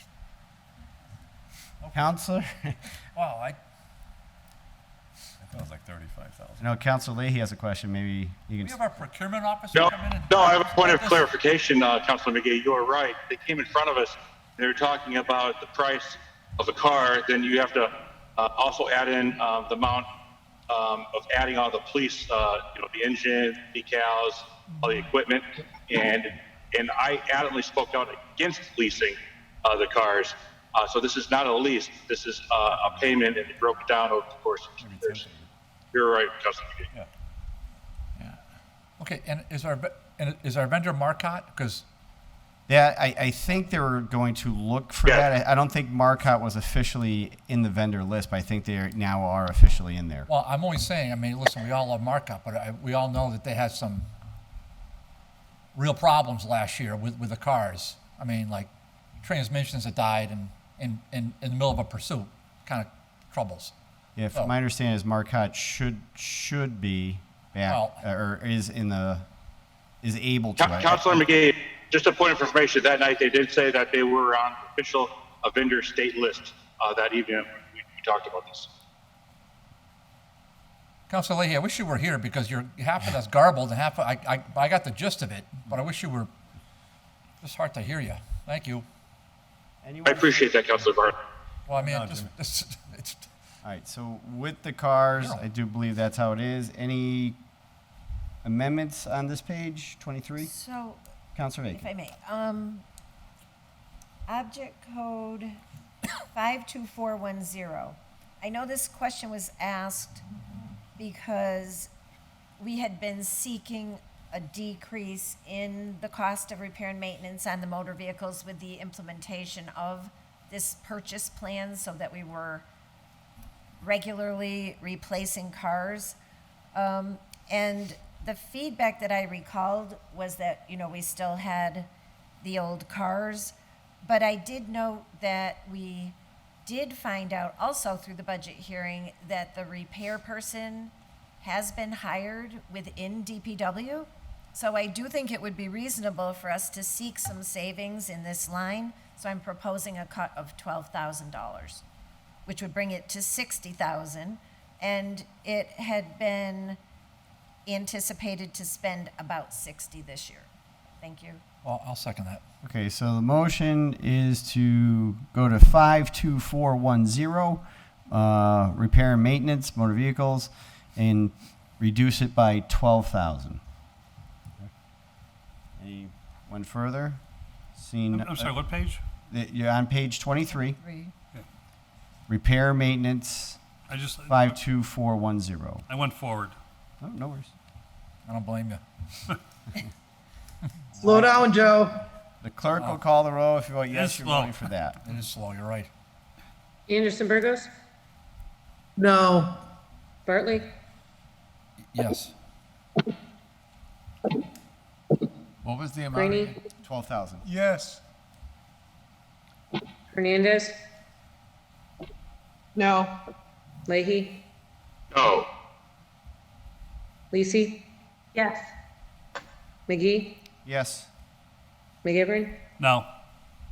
Murphy, No. Sullivan, Yes. Tolman, No.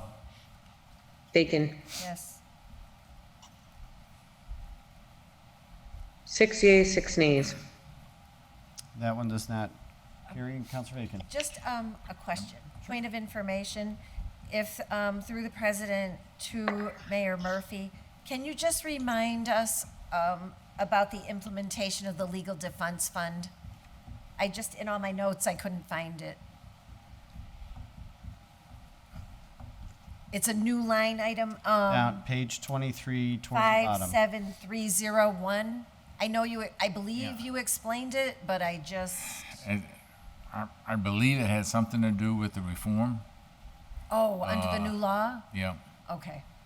All right, I just couldn't find it in my Yeah. messy notes.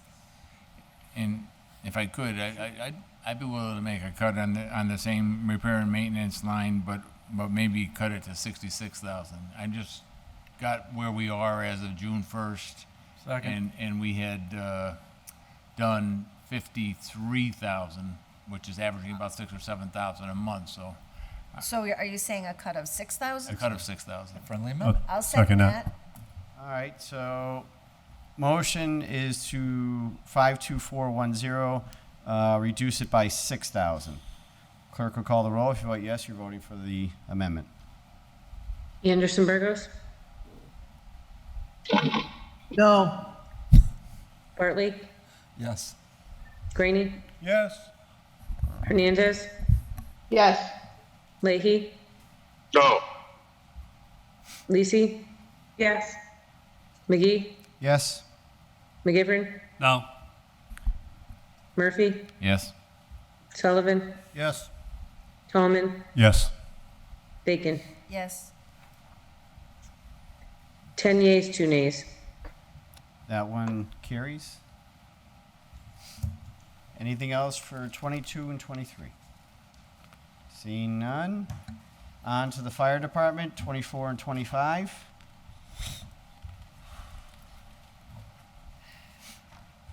Councilor Bacon. Thank you, Mr. President. I'll make the same motion for the same reasons for object code 41300 on overtime. 5130. 5. Oh, I'm sorry. 5. Cutting it by 160,000 to bring it to the 200,000 we approved last year.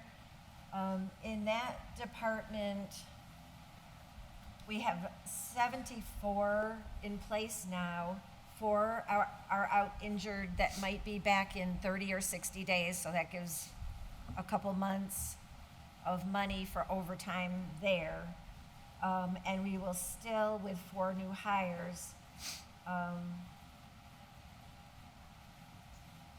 we will be almost getting to full, but we'll then have retirements, so we're still not going to be at the full complement. Anyone? Because we're budgeted for 80. Anyone further?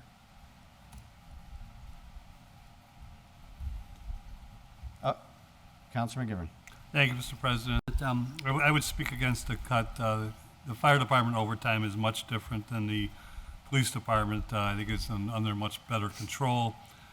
Summertime is one of the most difficult times for the fire department without COVID, without the consequences of COVID, with vacation schedules and things that are going on, and without the full complement, it makes it very difficult for the managers of the budget to keep X amount of firefighters on X amount of apparatus. We went through a period where brownouts were part of the chief's plan at the time to address the lack of money in the budget, to support the needs to keep X amount of firefighters on the 7 apparatus that are active. And I think the new fire chief especially, and the former fire chief, started it, has done a tremendous job of controlling overtime, of controlling his budget, and controlling and making sure that we keep the 7 apparatus online. So at this time, historically, what's in the budget, I think is what we see we need. And I think with the historic look, that I would not support cutting this budget. Counselor Leahy. Yes, thank you. I'm going to piggyback on what Councilor McGivern had said. I think that Chief Preskopowski is doing a fantastic job managing not only the department but the budget as well. This is something I'm going to vote against, and this is something that these men and women of the Holyoke Fire Department are doing a fantastic job. I think once again, Chief Preskopowski is doing a good job managing it. Thank you. Counselor Murphy. Yeah, I would agree with that. I will say, we talked about it, and I ended up cutting 10% of the 400,000 in the budget. But two other points. The goal here is to get to 80 firefighters, but the list is still very variable. We probably are not having 80 until probably August or September. So we are going to be short, and with the vacations and everything else, there's going to be a significant expense during the summer months. It may not go past 200,000, but my gut is we would need it relatively quickly in the fall. So, Counselor Bacon. So I just want to make the point that with the vacancies that we have and with the fact that the people won't be in place and that the recruiting is hard, I understand that we do have the demand for the overtime. And I share certainly the respect and the appreciation for the job that Chief is doing. I'm just simply seeing that it appears, given retirements and that the positions of the 80 budgeted that aren't filled, that we will probably have like 6 positions that we can transfer money out of into overtime if for some reason the 200,000 is expended within 2 months, which would be a pretty robust expenditure of overtime. So I'm just simply pointing out that the dollars exist in the budget. I'm not at all finding fault. I think the fire department is doing a great job, and I mean, I would even share the figures that Chief gave us in the budget hearing that in 2014 we had $812,000 of overtime, and that now we're pretty consistently running the 400,000. So I'm not at all quarreling with the fact that the overtime probably will be 400,000. I'm just simply saying that I believe most of it, if not all of it, this year came from within the budget that we had approved last year. And so I think in the new year, it could most likely be accomplished in the same way. That's all I'm trying to say. Thank you. Counselor Murphy. Yeah, just one more point, and on the firefighters themselves, if you notice, it's about almost 300,000 less than the chief had requested. Part of that is because we're not expecting to have the firefighters come in. So what we try to do is anticipate the 6 to 8 weeks where if we get the new firefighters, they aren't going to be there. So I deducted that amount. So even though they're not there, they're not funded.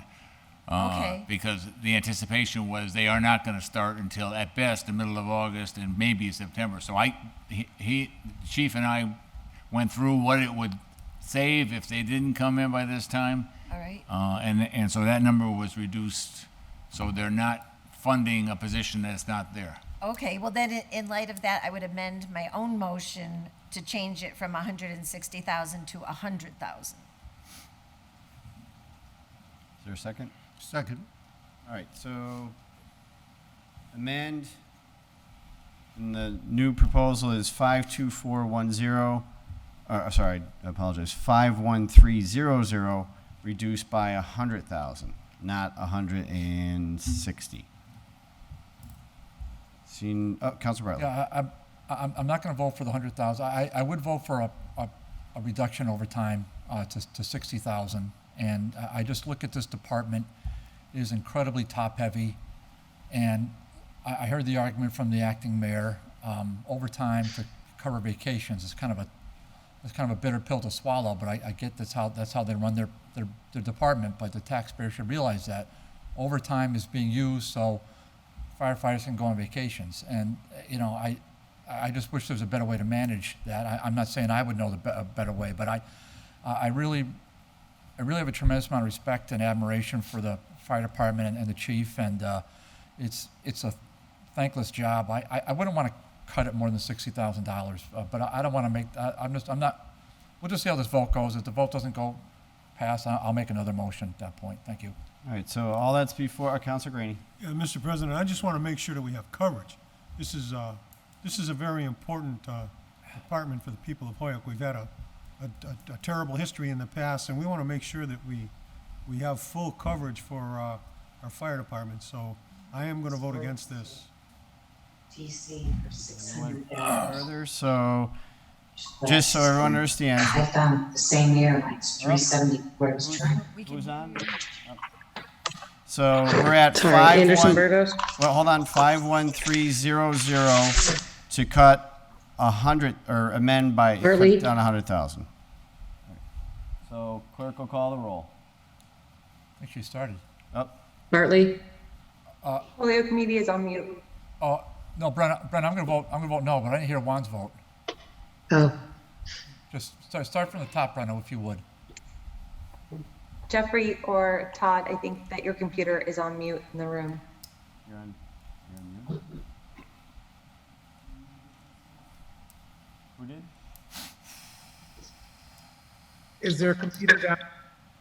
No, because then we wouldn't be in the meeting. I think you just got overridden No, I by think you just someone else mute. was talking. Okay, so we do the roll call now, or? Oh my God, they cut us out. You're there. We can hear you. You can hear you. We see you. Those blue eyes. Unmute.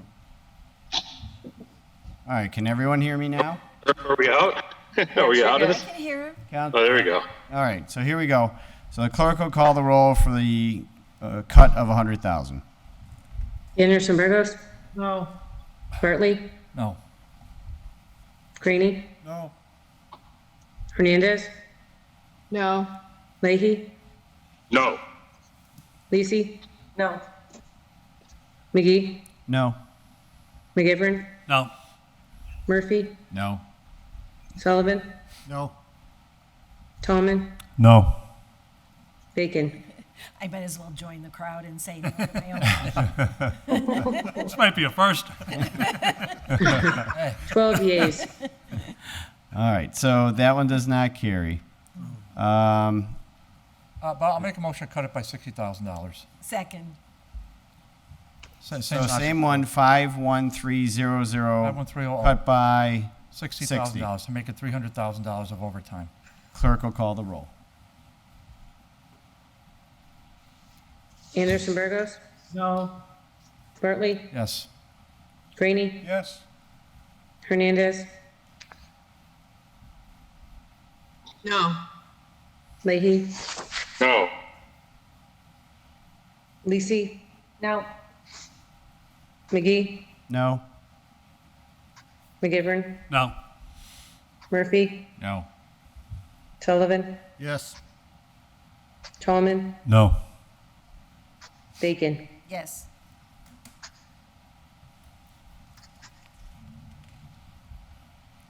Four yeas, 8 nays. That one does not carry. That's all I had. Still on 24, 25? Anyone further? Seeing none. Off to 26, Department of Building and Codes, inspections.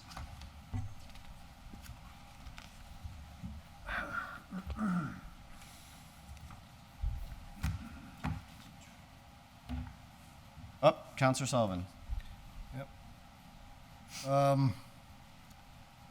Line item 53020, demolition. We have a lot of different irons in the fire right now between the COVID money and also a bond that we, proposal that we have in front of the mayor.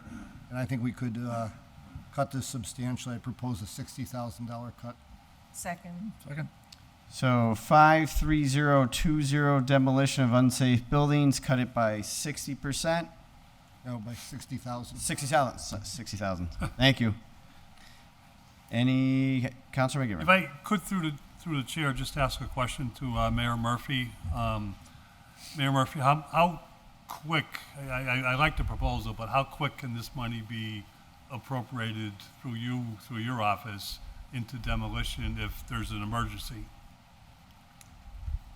In terms of a transfer? Yes, because you wouldn't have, Yeah, because I have, this is one of the items that you can do without coming to us, correct? I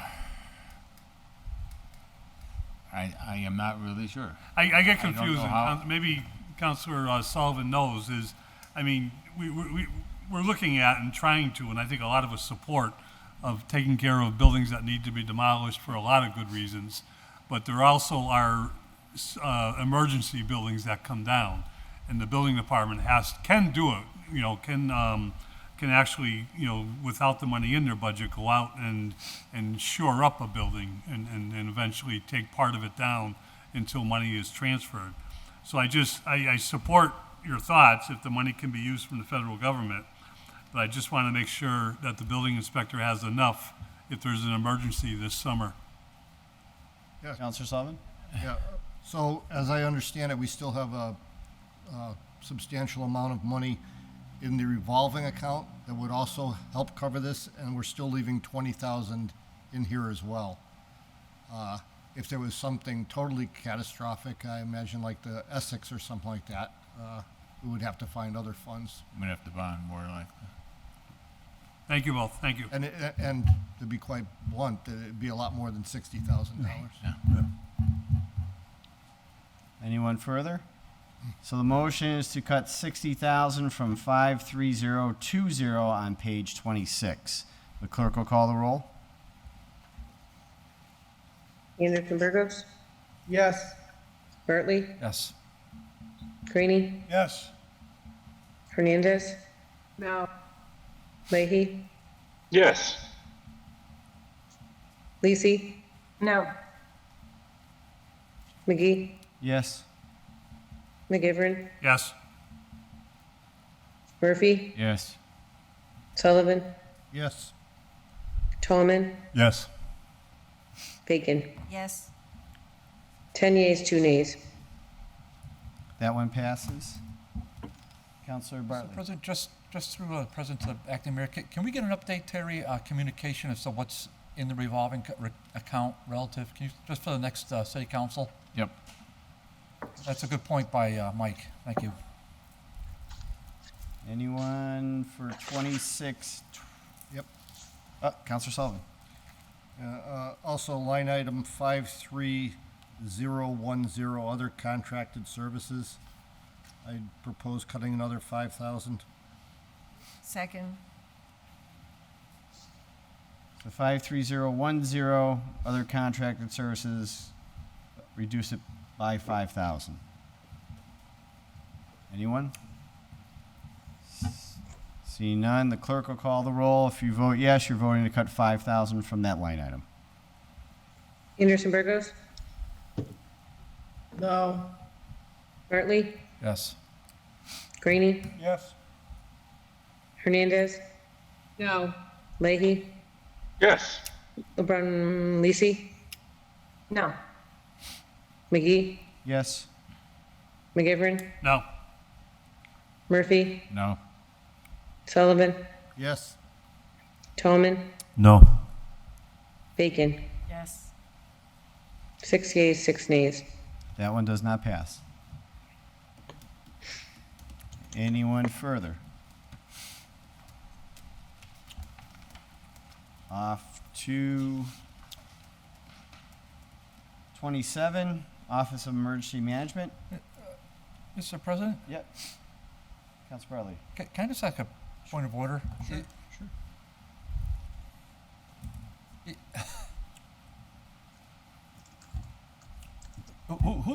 Is a building codes inspections, that's still Mr. Cody, right? Yes.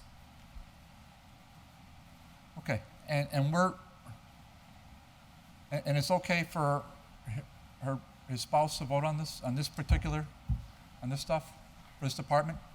That's for her to, No, I'm just curious, because and I just want just a point of information, so, because without that vote, it would have been a 6-5 vote, and that would have passed. That cut would have passed. So, I don't think it's right for the spouse of the department head to take a vote on this. I think that's a pretty clear-cut conflict, Mr. President.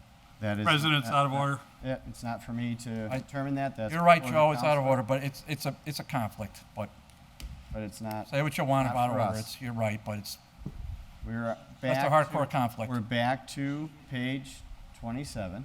What? Oh, Counselor Lisi. Thank you. I just beg to differ. It wouldn't make a difference because you need to have enough votes to cut. So if I were not voting, I'd be abstaining, and therefore you still wouldn't have the votes necessary to cut. So thank you for your concern there. Right, so we're going to 27, Office of Emergency Management. Hearing none. 28, Department of Forestry.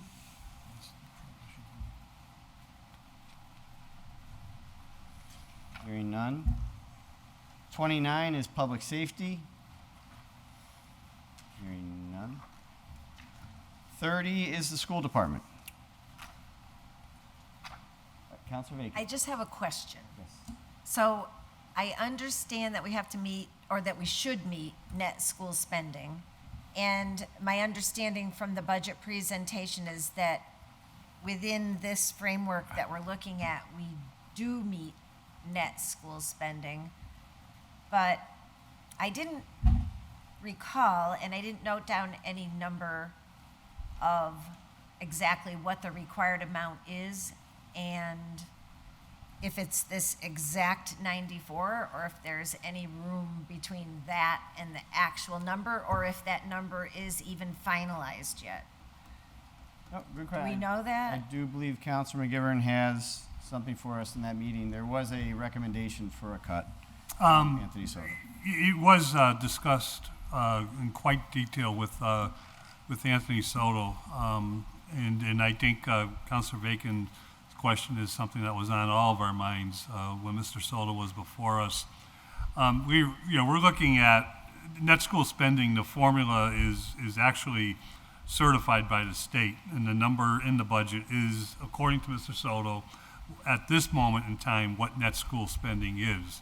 Like so much in the budget on expense and so much in the budget on revenue side, it changes, and it is related to not just to the monies that we spend as a city out of our property tax dollars, but the monies that the state give us after through Chapter 70s. The schools are receiving a tremendous amount of financial support, additional support, both because of COVID and both because of other funding that's available. And after questioning it, we did have a commitment from Mr. Soto that he believes, and he said he would follow up on it, that the ESSER funding dollars, which is a 5-year commitment, that he can use $150,000 of that to offset the new net school spending that we have this year related towards the influx of Chapter 70s. The sad part is, with all the hard work of our former Rep. Vega And with all the hard work of our new Senator John Villas, the state is still reneging on charter school reimbursement and are not up to the full complement of paying for our SPED kids, which is close to 26% of our student population. And it's sad. And I'll be quite frank with everyone here. Councilor Bacon's line of thinking is I was ready to vote to cut net school spendings. But I think with the commitment from our receiver, from our superintendent, acting superintendent, Mr. Soto, of offsetting that by $150,000 with ESSER funding, that it's a win. It's a little bit of a win for us. But our state delegation, I know they understand it. Anthony Soto said he understood exactly what we were saying through the school budget process, and the state's got to wake up because they're putting a lot of great money into education, but this budget, and one of the smartest and one of the wisest decisions I heard from Anthony Soto was that he is going to spread out the money that he's getting through, the extra money he's getting through the federal government over a period of time, so that we don't wake up in 3 years, 4 years, 5 years, and what happened to the city of Springfield when they took all that money and hired 100 police officers for public safety reasons, and they had some severe public safety reasons. The grant ran out, the money ran out, and all of a sudden they were facing layoffs and unemployment costs. But I think he has wisdom beyond his years, and he recognizes he's going to control that. But I think I support this because it could jeopardize Chapter 70, but more important because we have a receiver, business manager in the schools that's committed the $150,000 to help the city. So which line item are you looking to cut, Councilor McGivern? I'm not looking to cut. Oh, okay. The superintendent, and maybe Mayor Murphy, I don't know if he's talked to Mayor Murphy yet, is looking to cut it by giving us $150,000 of ESSER. Back. Okay. Now, I'm not sure how that works if we can cut at this moment in time. I understand the question, but Okay. I think we have to go by his word that he will reduce this item, before we set the budget in October. Okay, Councilor Murphy? Yeah, we have not met about this yet. So. Okay. Mr. President? Councilor Graney? Yeah, just quickly, Councilor McGivern is absolutely correct as far as the special education budget is concerned. Like, having worked in the system for many years and served on a school committee, it is a gross underfunding by the state with special education. But I have a question through you, Mr. President, to the Chairman of Finance. Mr. Soto mentioned in that meeting that they were going to receive a $700,000 grant from the Bar Foundation.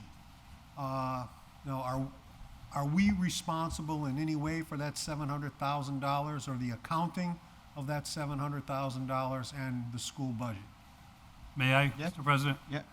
Councilor Graney makes a great point. School grants we don't vote on, and the school committee doesn't vote on it because of receivership at the moment.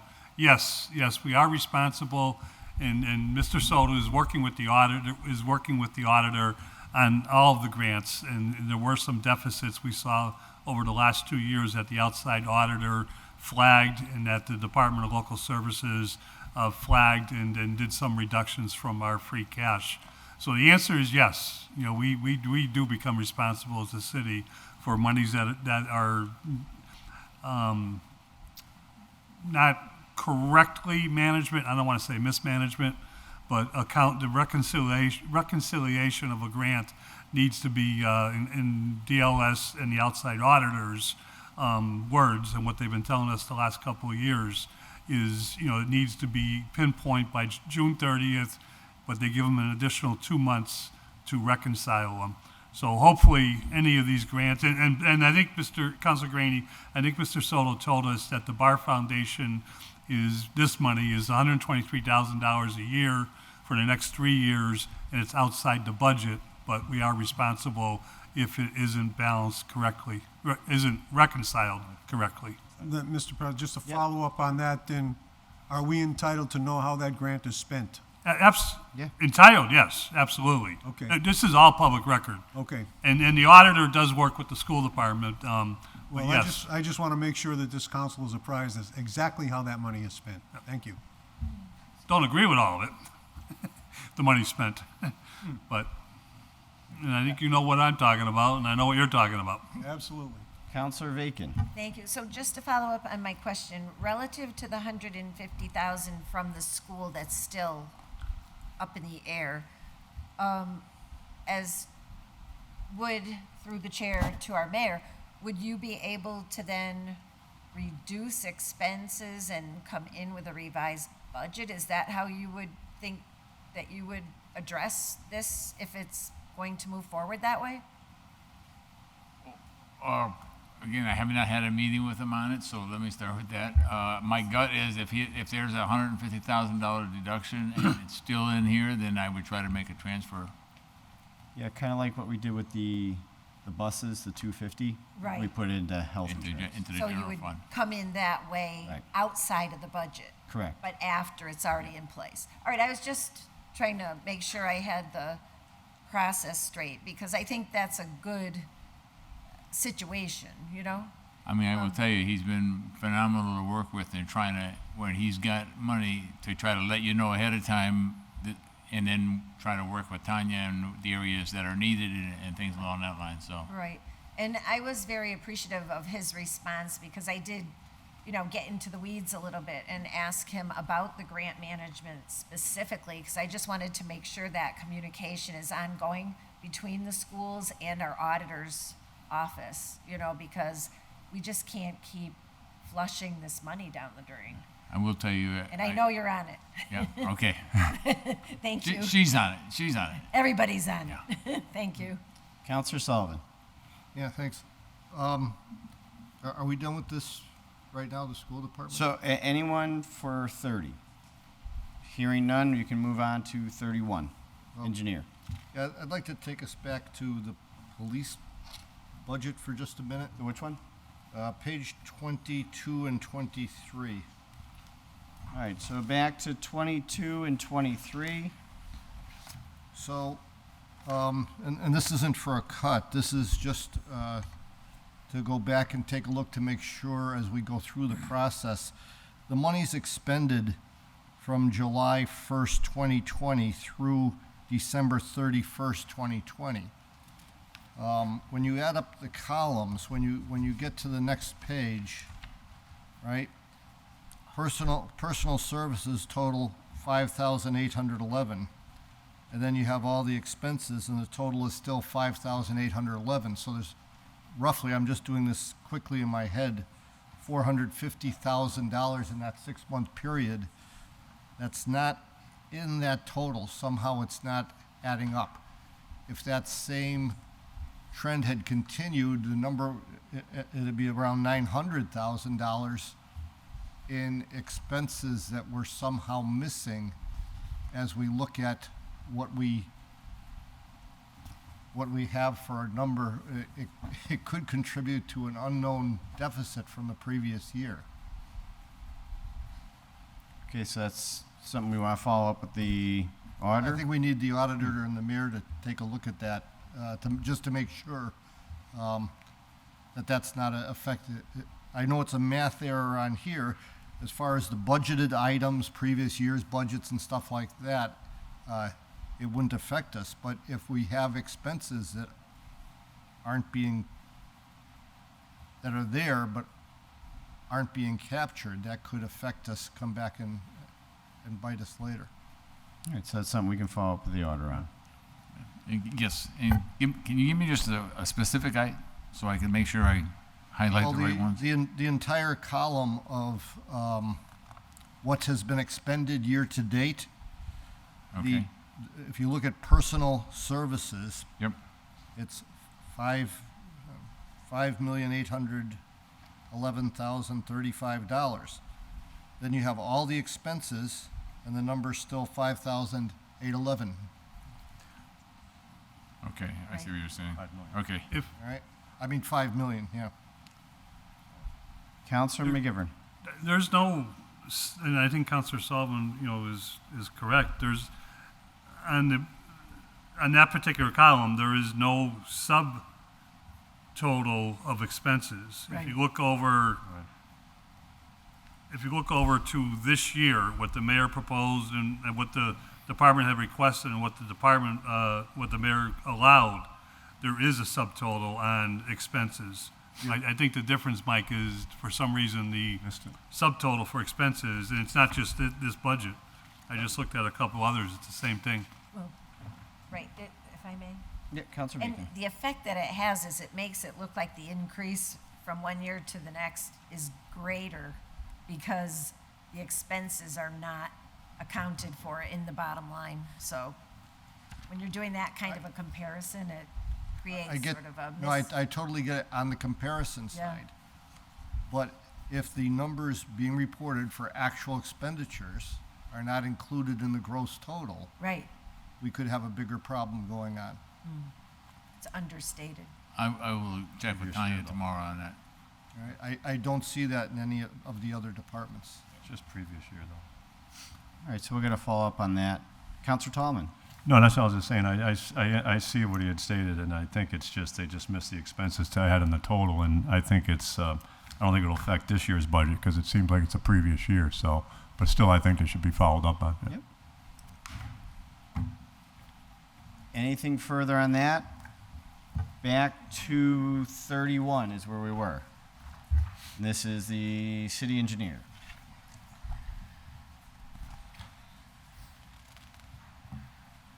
See none. 32, Department of Public Works Administration.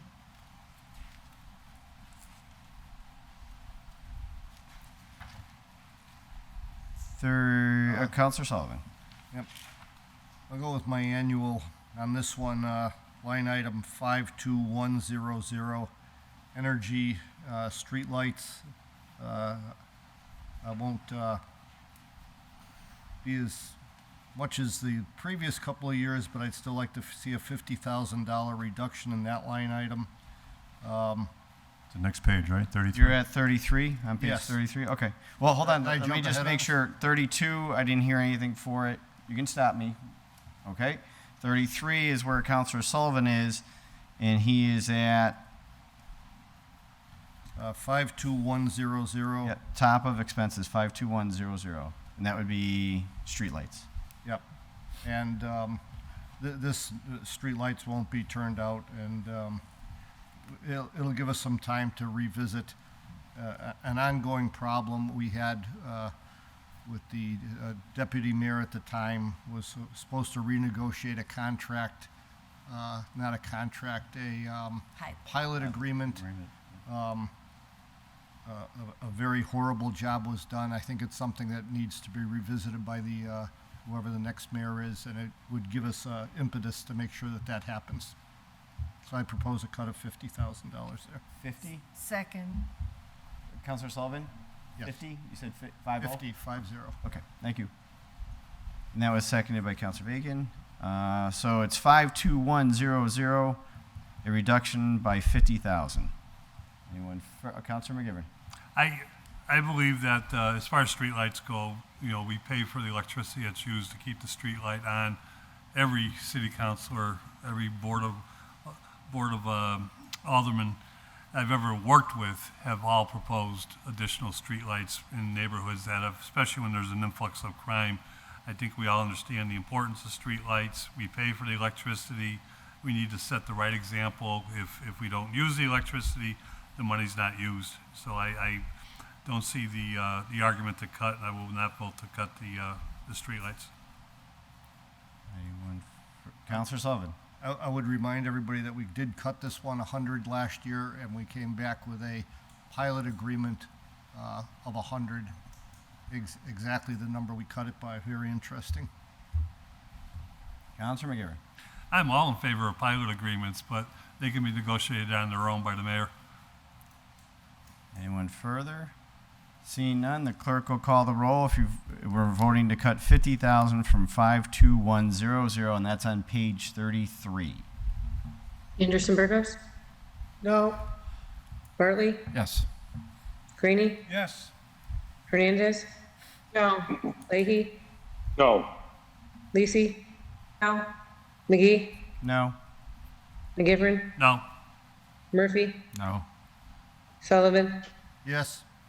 Tolman, No. Bacon, Yes. 4 yeas, 8 nays. That one does not pass. Anyone for Council? I just have a question.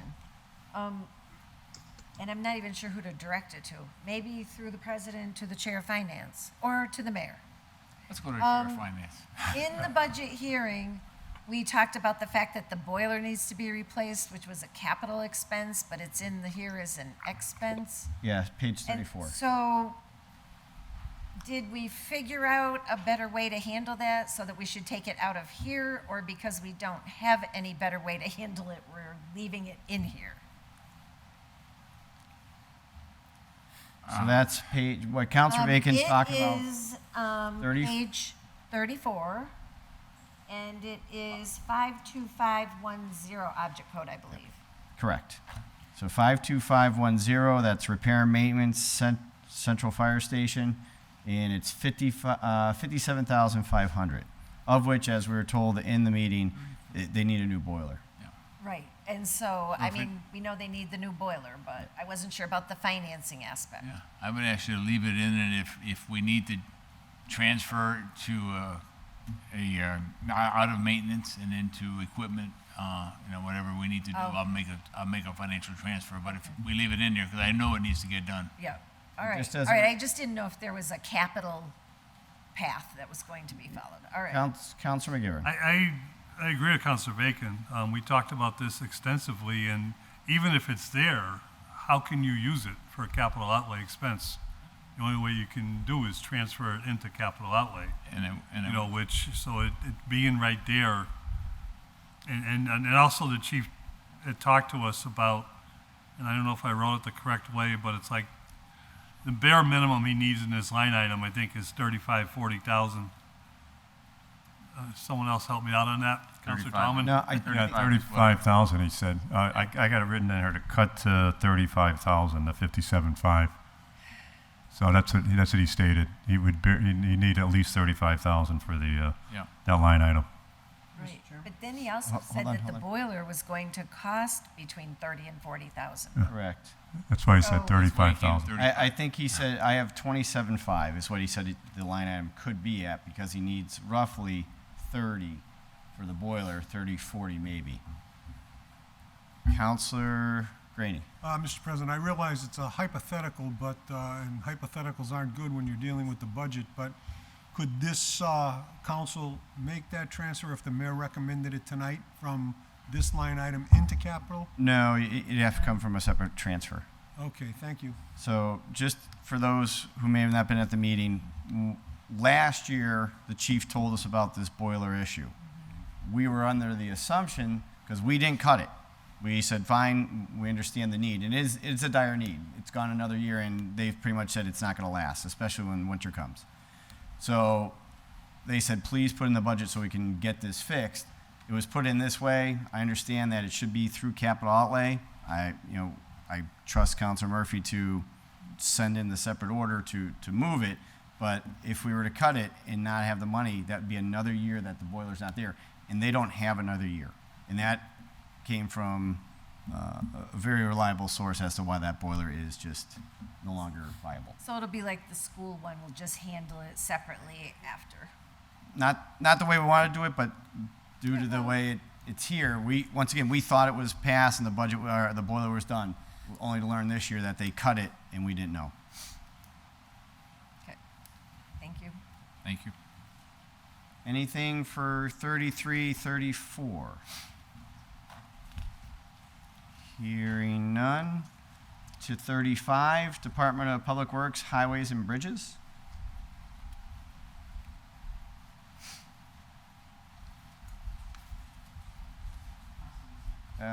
Counselor Lacey.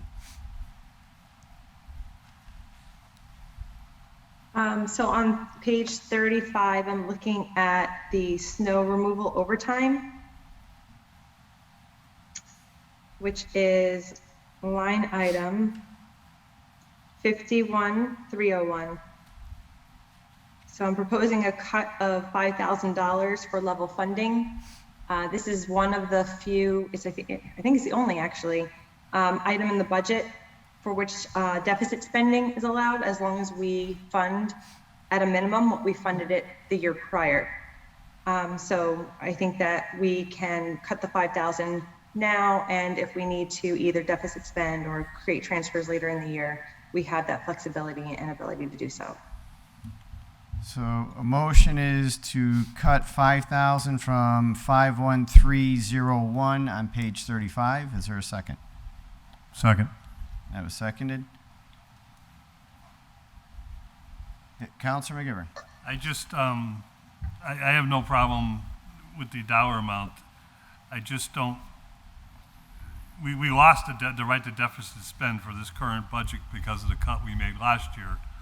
And Councilor Lisi's explanation is correct, but do we have to go back to the level funding of the prior year, or is it the level funding of the current year? And I have no idea who to ask that question. That would be Mike McManus, who I do believe is on, correct? So if we'd like, we can Suspend the rule, have Mike, Motion to suspend the rules, have Mike, and have Mike DPW. McManus answer the question. Second. All those in favor? Aye. Aye. All opposed? Aye. Mike, are you there? Might take a minute. It's a little too fast.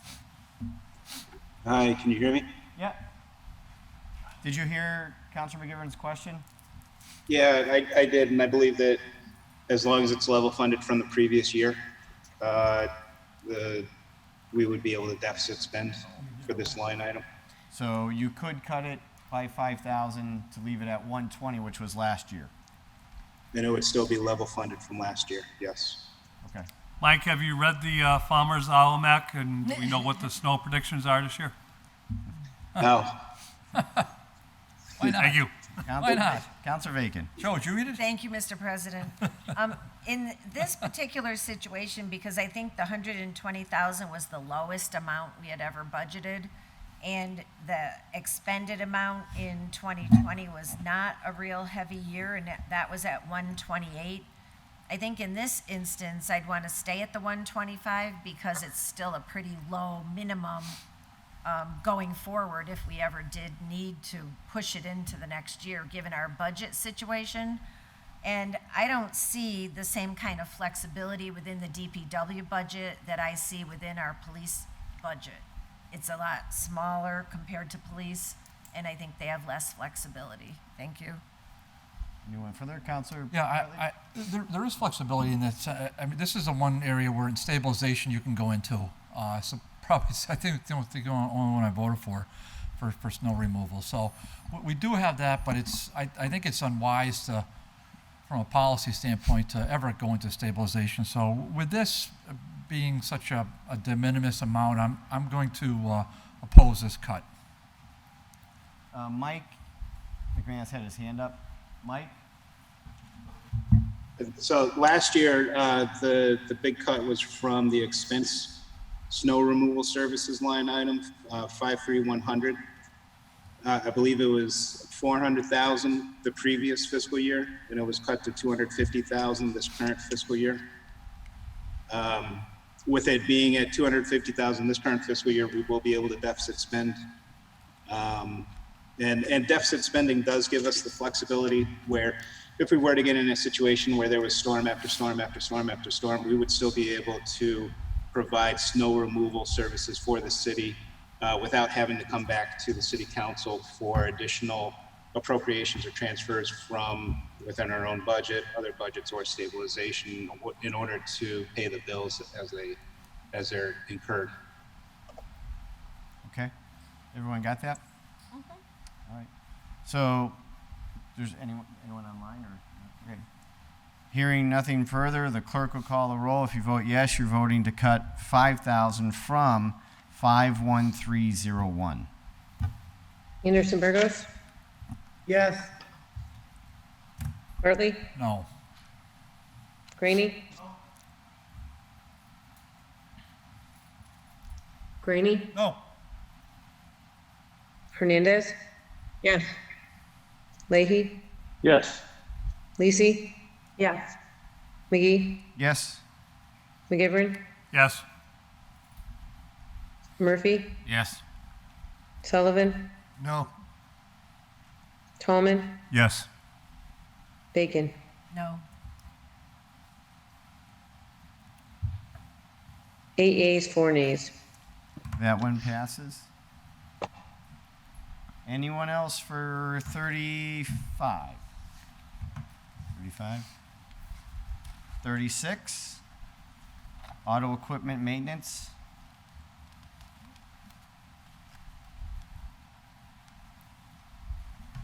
37? Collections? DPW?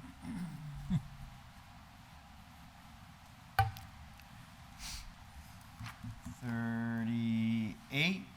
Parking facilities?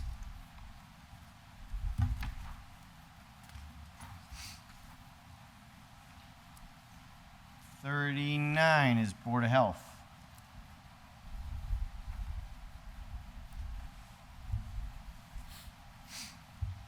So is 40. So 39 and 40 is Board of Health. Counselor Sullivan? Yeah, I'd like to go back to page 37, 37, okay. or refuse collection. 37, which would be the refuge collection. Yep.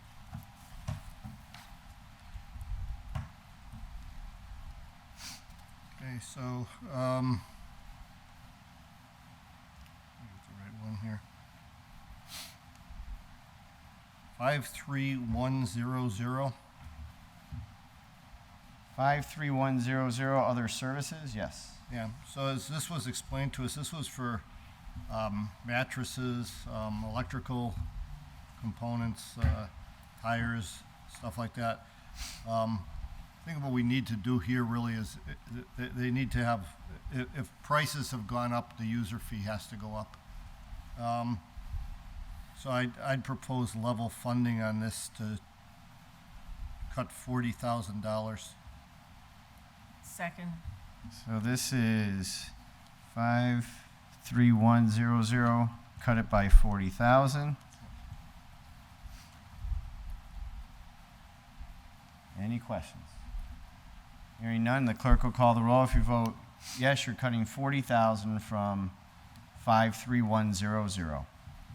Anderson Burgos, No. Bartley, Yes. Graney, Yes. Hernandez, No. Leahy, Yes. Lisi, No. McGee, No? McGivern, No. Murphy, No. Sullivan, Yes. Tallman, No. Bacon. Yes. 5 yeas, 7 nays. That one does not pass. Anyway, Counselor Sullivan. Yep, so I'd like to take another stab at the same line item and go with a $20,000 cut. Second. So the motion is to cut 20,000 from the same line item, 53100. Just, Yeah, Mr. Counselor Chair, Bartley. to Acting Mayor Terry, is that something that we can live with? Well, this year we spent 249,000. Well, probably not, right? Probably not.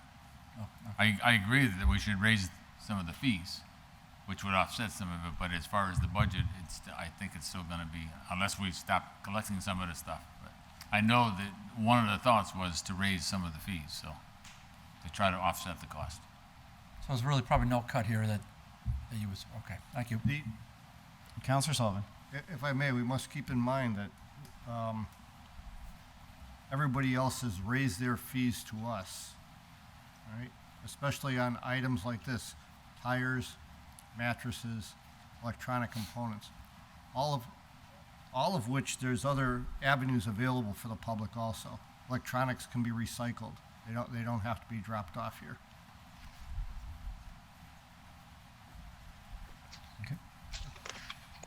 Anyone further? Who does?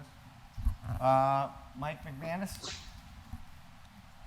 So I'll offer that to Councilor Sullivan's point. if the will of the body is to start collecting fees for DPW to take this material, those fees could offset the cost of disposal if we were to set up some sort of revolving fund. And if that were to happen, this line item could be cut because it wouldn't be just a complete expense for the city. There would be some revenue coming in for the material that we take in.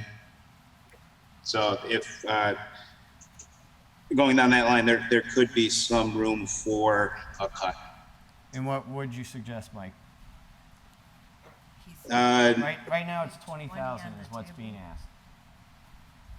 I think we would be able to generate more than $20,000 in revenue. Okay. But it's with your comfort level, because if we start charging for everything, for mattresses, electronics, couches and whatnot, it's the constituents who are used to having that service provided for free who are now going to be charged for that.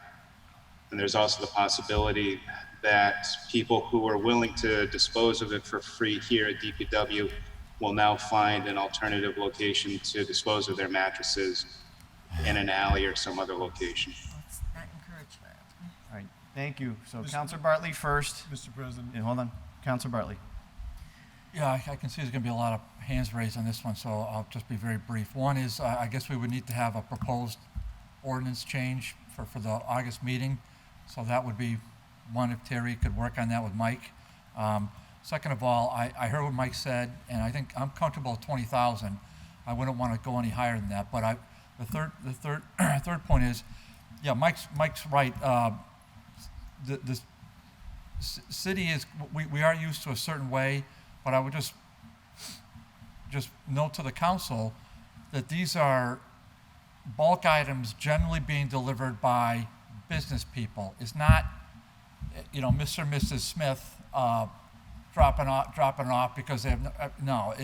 The bulk of this are contractors, vendors that are making money turning over, and so they can absorb that cost. So if I felt in any way that this was going to truly impact, Mr. and Mrs. Smith on Main Street, I probably wouldn't vote for it. But seeing how this is probably a business expense and it's such a small cut, I would support it. Thank you.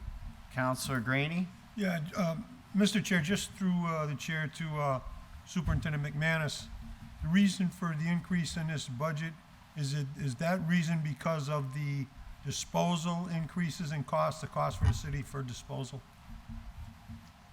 Yes, our cost to dispose have increased, and also the amount of material that we have to dispose of has increased. Thank you. Councilor Lisi? Thank you. I feel like we're putting the cart before the horse a little bit here by making the cut without the, corresponding ordinance change in terms of the fees. And I would be reluctant to vote in favor of that ordinance change because I do think that we do have problems with illegal dumping in the area. And as the fees go higher, I think that it disincentivizes people from doing the right thing and bringing their mattresses and other big pieces of debris items like that over to the DPW barn for the proper disposal, and then instead it gets lands in our alleys and in our streets and on our highways, and I can't see myself supporting the ordinance change down the road here. Councilor Vacan? Thank you, Mr. President. I think this is a reasonable approach to find a balance between doing a service that in some cases is being overused by probably a smaller number of people than the general community. And on the other hand, we've had a problem with dumping when the service is free. So I'm not convinced that the fact that it's free or that it won't cost anything is going to cause more of it, because it's existed for years now when it is free. So I think this is a reasonable first step. It's supported by our superintendent, and I greatly appreciate his willingness to do this, and I will support the change in the ordinance. Thank you. Councilor Graney? I agree, Mr. President. anybody that's gonna dump their mattress on the street, whether there's a fee or not, they're still gonna dump their mattress on the street. Counselor Sullivan. Yeah, and mind you, the increase in fee is only going to affect the people who are bringing more than the allowed amount every year, right? You're allowed, I believe, I don't have it in front of me, but you're allowed 2 free mattresses. The fee kicks in after that, for example. Yep. Anyone further? Counselor McGivern. I mean, I understand the fee, and we need to look at the fee schedules and the common sense about what a fee schedule nominal would make sense to someone that needs the ability to dump, to drop off a mattress, tires, and things of that nature. And I understand dumping on the street is going to happen no matter what we do, and in certain areas, dumping is going to be always prevalent for all the wrong reasons. The one area that bothers me and concerns me, though, is the alleyway. Because what this city is doing is wrong to the homeowners that have an alleyway. As we know, a homeowner is responsible for half of the alleyway, even though the city keeps an easement and the city keeps the alleyway open. And when someone drives down an alleyway and dumps something in the alleyway, the homeowner ends up paying for it, not the DPW, not anyone else. And I think we got to find a better way to enforce illegal dumping and get the police department on board with putting some cameras in alleyways until we catch these illegal dumpers and deter the illegal dumping, and then a nominal fee schedule makes sense. Counselor Greeny. Yeah, Mr. President, just a suggestion, if we're gonna change an ordinance, generally the homeowner has 7 trips to this facility to utilize it for dumping their material. Through the chair, could I ask Superintendent McManus if the ordinance reduced the 7 visits to 6 visits per household? Would that help as far as the situation is concerned? Mike, are you there? Yeah, so without debating this too much, I believe it did come up in ordinance recently, well, not recently, but pre-COVID, where DPW would start charging for material brought to our facility for disposal, whether it's mattresses or construction debris, tires. We had some staffing issues with the person who was going to spearhead that initiative, becoming sick, COVID, and other reasons. We just haven't implemented that yet. So we currently have, you can bring 2 mattresses. If you have an additional mattress, it's a $10 fee. Or if you have 3 TV sets, you can bring the first 2 TV sets, and an additional TV set is a $10 fee. And the same thing with refrigerators, other furniture, and whatnot. What we would be proposing is to go to a purely pay-as-you-throw type model, where if you have 1 mattress, you pay for 1 mattress. This is what happens in all the surrounding communities. That's the type of model that's out there right now for bulky waste disposal. No, Mr. Chair, could I? That's not the point that I was making. The point that I was making is if the average or the residents have the ability to take 7 trips with their little card, and they're limited to 7 trips. If that number of trips to the refuse depot was decreased by 1 trip per resident, would that help as far as the trash removal would be concerned? In other words, reduce the volume of going to the facility by 1 trip per resident in the city. It may help to solve part of the problem.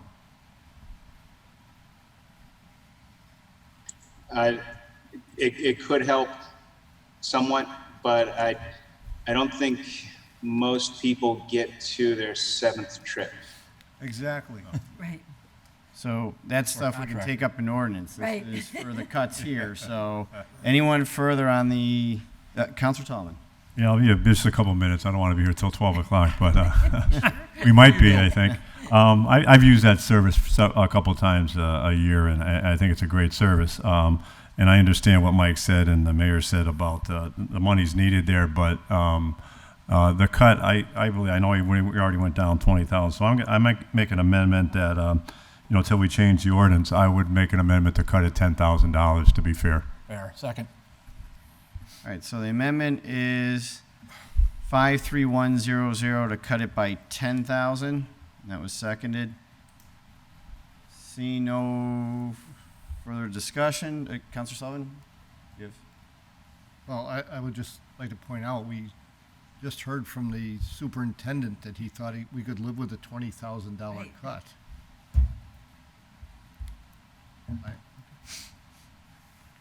Do we have to approve the amendment, or? Well, you're going to vote on the amendment. You can deny it and go back to the 20 if you want. Okay. Councilor Bartley? Yeah, I would just say that, you know, respectfully, if this passes, you can propose a second cut if you want. Second cut of 10. Yeah. So you can do this once, get this vote behind us. If it passes, green light that, and you can propose a second one. But I think if you just go all in, you're probably going to find you're getting zero. So that's my 2 cents from being here 10 years. All right, so clerk will call the roll. Page 37, 53100 to cut by 10,000. Anderson Burgos, Yes. Bartley, Yes. Greenie, Yes? Hernandez, No. Leahy, No. Lisi, Yes. McGee, Yes? McGivern, Yes.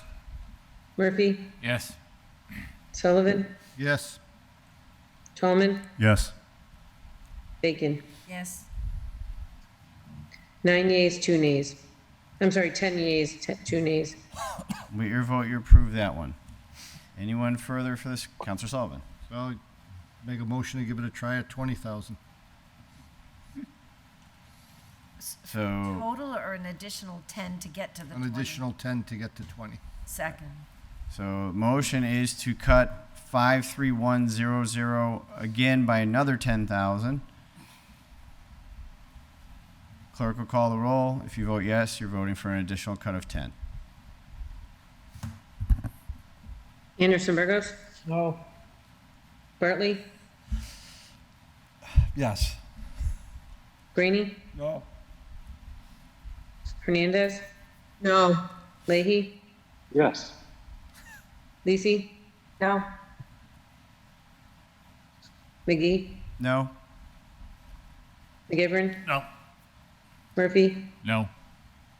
Sullivan, Yes. Tallman, No. Bacon. Yes. 4 yeas, 8 nays. That one does not carry. Anything else on 37? 38? This brings us to the Board of Health, 39 and 40.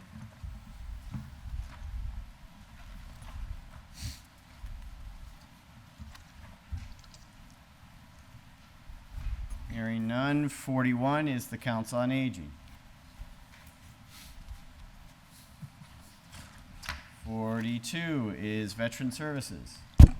Mr. President. Counselor I'll Vake, yield to Counselor Tallman. Oh. Is she first? Go ahead. Okay, I, just, for the Veterans Benefit Direct 57700, reduce that by 20,000. I believe that's what the letter from Second. the agent said.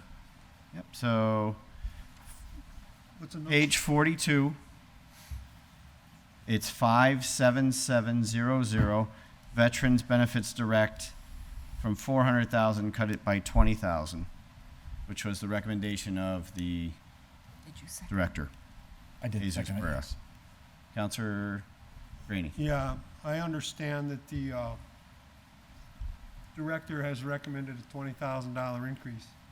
I think that in spite of the past year, the problems that we've had with COVID, 2 areas that I am not willing to cut are the Council on Aging, which thankfully we haven't made any cuts on that, and Veteran Services. I think that perhaps this additional 20,000. I have confidence in the director of the Veteran Services that he could put it to good use. So I will not vote to cut even though he recommended it. Thank you. Anyone further? Counselor Bartley? Yeah, I just, can you just explain, because to the acting mayor, so if we do cut this, it would go to, theoretically, to free cash, so there could be another, because Howie's a veteran, I hate to vote for something Howie doesn't want to support when it comes to veteran things, so is that something we could maybe consider, Terry? Well, I mean, obviously, if we cut it eventually, if we have additional funds, we could put something back in. But I know in speaking with Jesus, I mean, he was very confident that in terms of the direct benefits, that we were going to be in good shape. And that was a conservative cut. I mean, he potentially, right now, for this year, we did 294,000 with 1 month to go.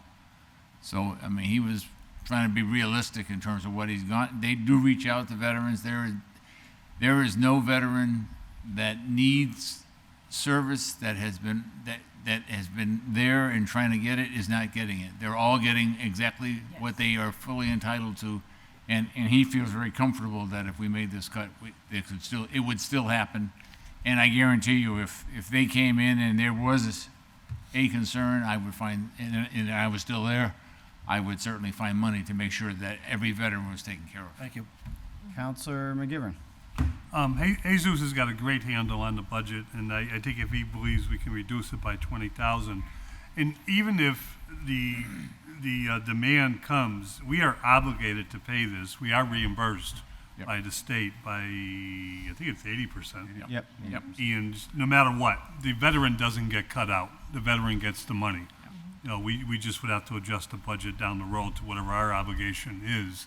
And if Jesus thinks he can do at this moment without the $20,000, I think we can trust him.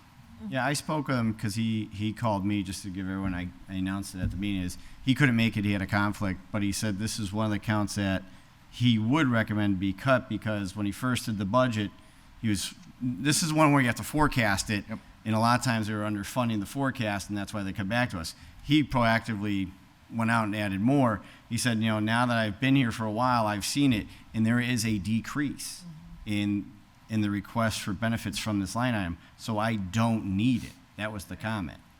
So that's why he recommended 20 being conservative. Councilor Bartley. Yeah, I appreciate your comments, Mr. President, the acting mayors and the finance chairs, because that makes me feel a lot better. I just raised him because Howie, being Howie, a veteran, and then all of what happened last year at the home, so you kind of, you just try to kind of reflect on that. But if all you and then the department head are saying who's a veteran, and a veteran made the motion, so I just wanted all that for the record. So when people are watching this, they're, we had a thoughtful discussion. So, Mr. Chairman. Councilor Graney. If the director said that absolutely, this is a cut that he recommends and nobody's going to be affected by it, all right, I can go along with it. As long as it's nobody's going to be affected by it. It was in his letter. That's a good point. He sent that to us. Brought that Terry too. No, I report everything as I receive it, so that was his recommendation. Anyone further on this? All right, so the clerk will call the roll. If you vote yes, it's 57700, reducing by 20,000. Anderson Burgos, Yes. Bartley, Yes. Graney, Yes.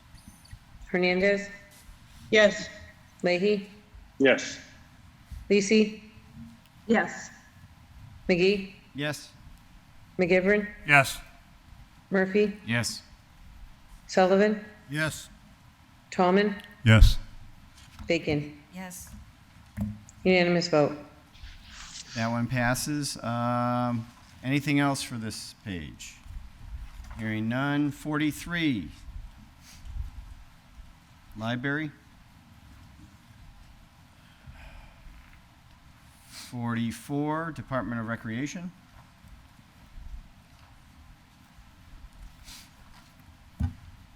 40. Oh, sorry.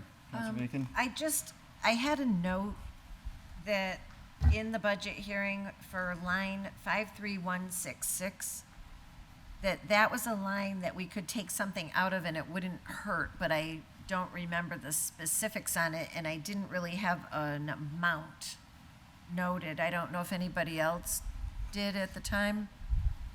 I don't have anything. What? No? So 53166 would be events. Yeah. I didn't know if there was something that wasn't happening that typically had. I just had a brief note next to it. I don't have that. I have more Well, of the, I have the I'll let it be notes then. more towards the, Mr. the temp seasonal because of the spike and, the pool and everything else and Oh, the that, hours. no, And right, we that was understood that. understood. Yeah. Mr. I President? don't, but Counselor Tallman? Yeah, just, I did have a note of possible cut, but I'm not sure if anybody else have it about the staging. Something about if there was Celebrate Holyoke, if there wasn't one. Right, is that that's the same line? That's a different one. No, I think that's, it's that is. 52701. Yep. 5270. I just have there a possible cut, so I don't know if she stated something there, if anybody has that other note on that. So maybe I put the note next because I had events, so I think we're talking about the same. Yeah, I thing. did ask about the staging, and they just put it in, but they were unsure of, well, Celebrate Holyoke wasn't gonna happen, but they weren't sure about some of the other ones. La Familia or something? Yeah, they weren't sure on that one, so. Yeah. Good, I'll make a motion to cut that, 2,000. For 52701, from Second. 10,000 down to Second that. 8,000. All right, so 52701 on page 44, to cut it by 2,000. Just 52701.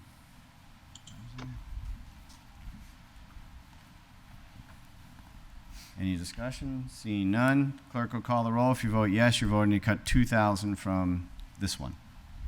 Anderson Burgos, Yes. Bartley, Yes. Greenie, Yes. Hernandez, Yes. Leahy, Yes. Lisi, Yes. McGee, Yes. McGivern, Yes. Murphy, Yes. Sullivan, Yes. Tallman, Yes. Bacon. Yes. Unanimous vote. That one's approved. Anything else on this page? Off to page 45, Department of Parks.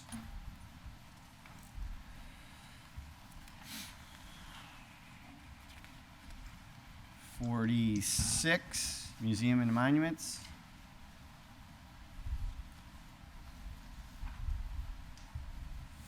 .47, the War Memorial Commission. On 46, can I just ask a question through you to Mayor Murphy?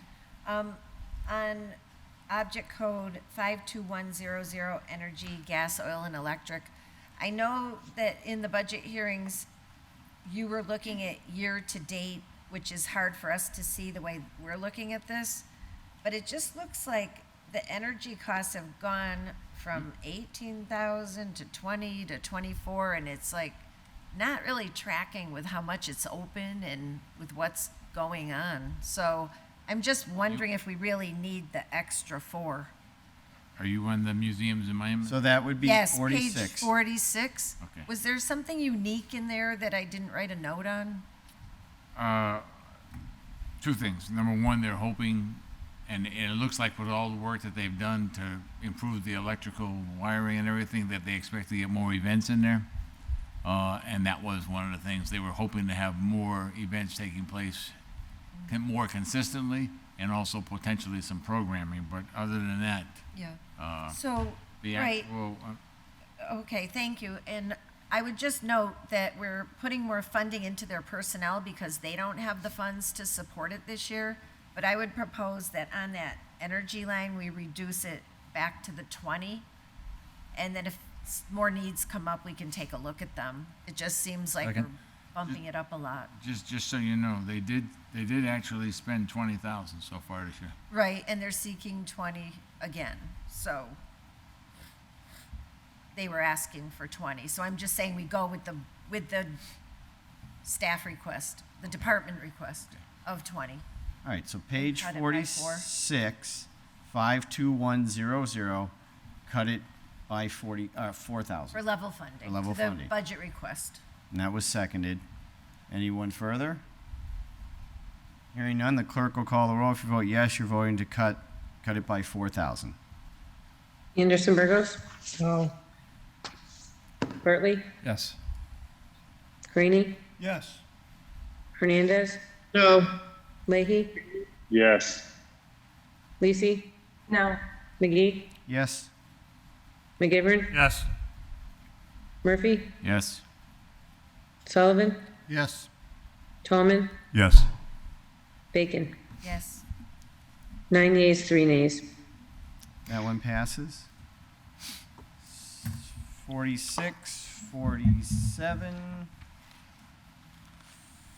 48. Exhibit Hall Commission. 49. Debt principal and interest. And that carries to 50. 51.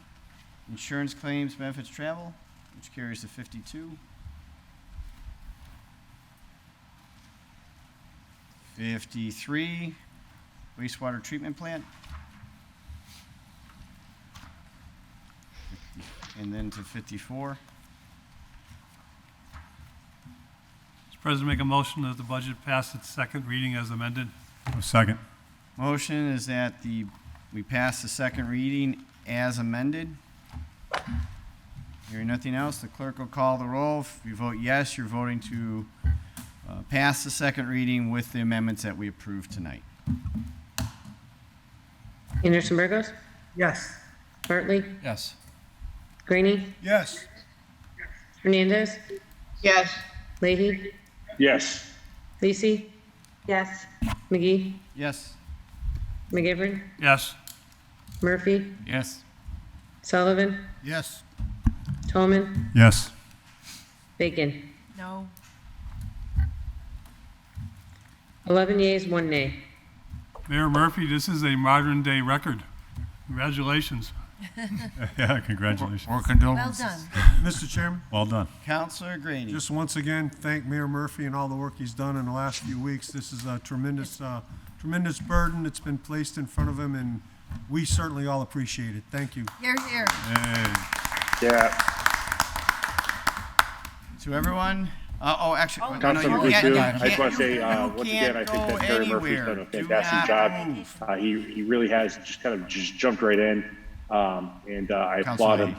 And tonight was a good meeting. We cut a lot, and I just wanted to say thank you once again to not only Terry, but all the other counselors that decided to cut some items. Thank you. Jimmy, I'm going to be waiting.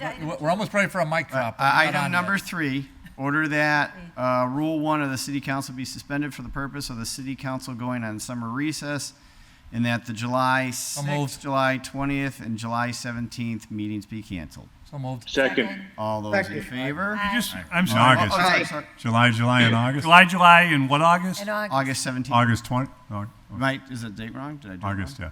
No, 17th. 17th? Yeah. Yeah, you're right. Right. August 3rd meeting. Oh, I just turned 50. I'm getting old.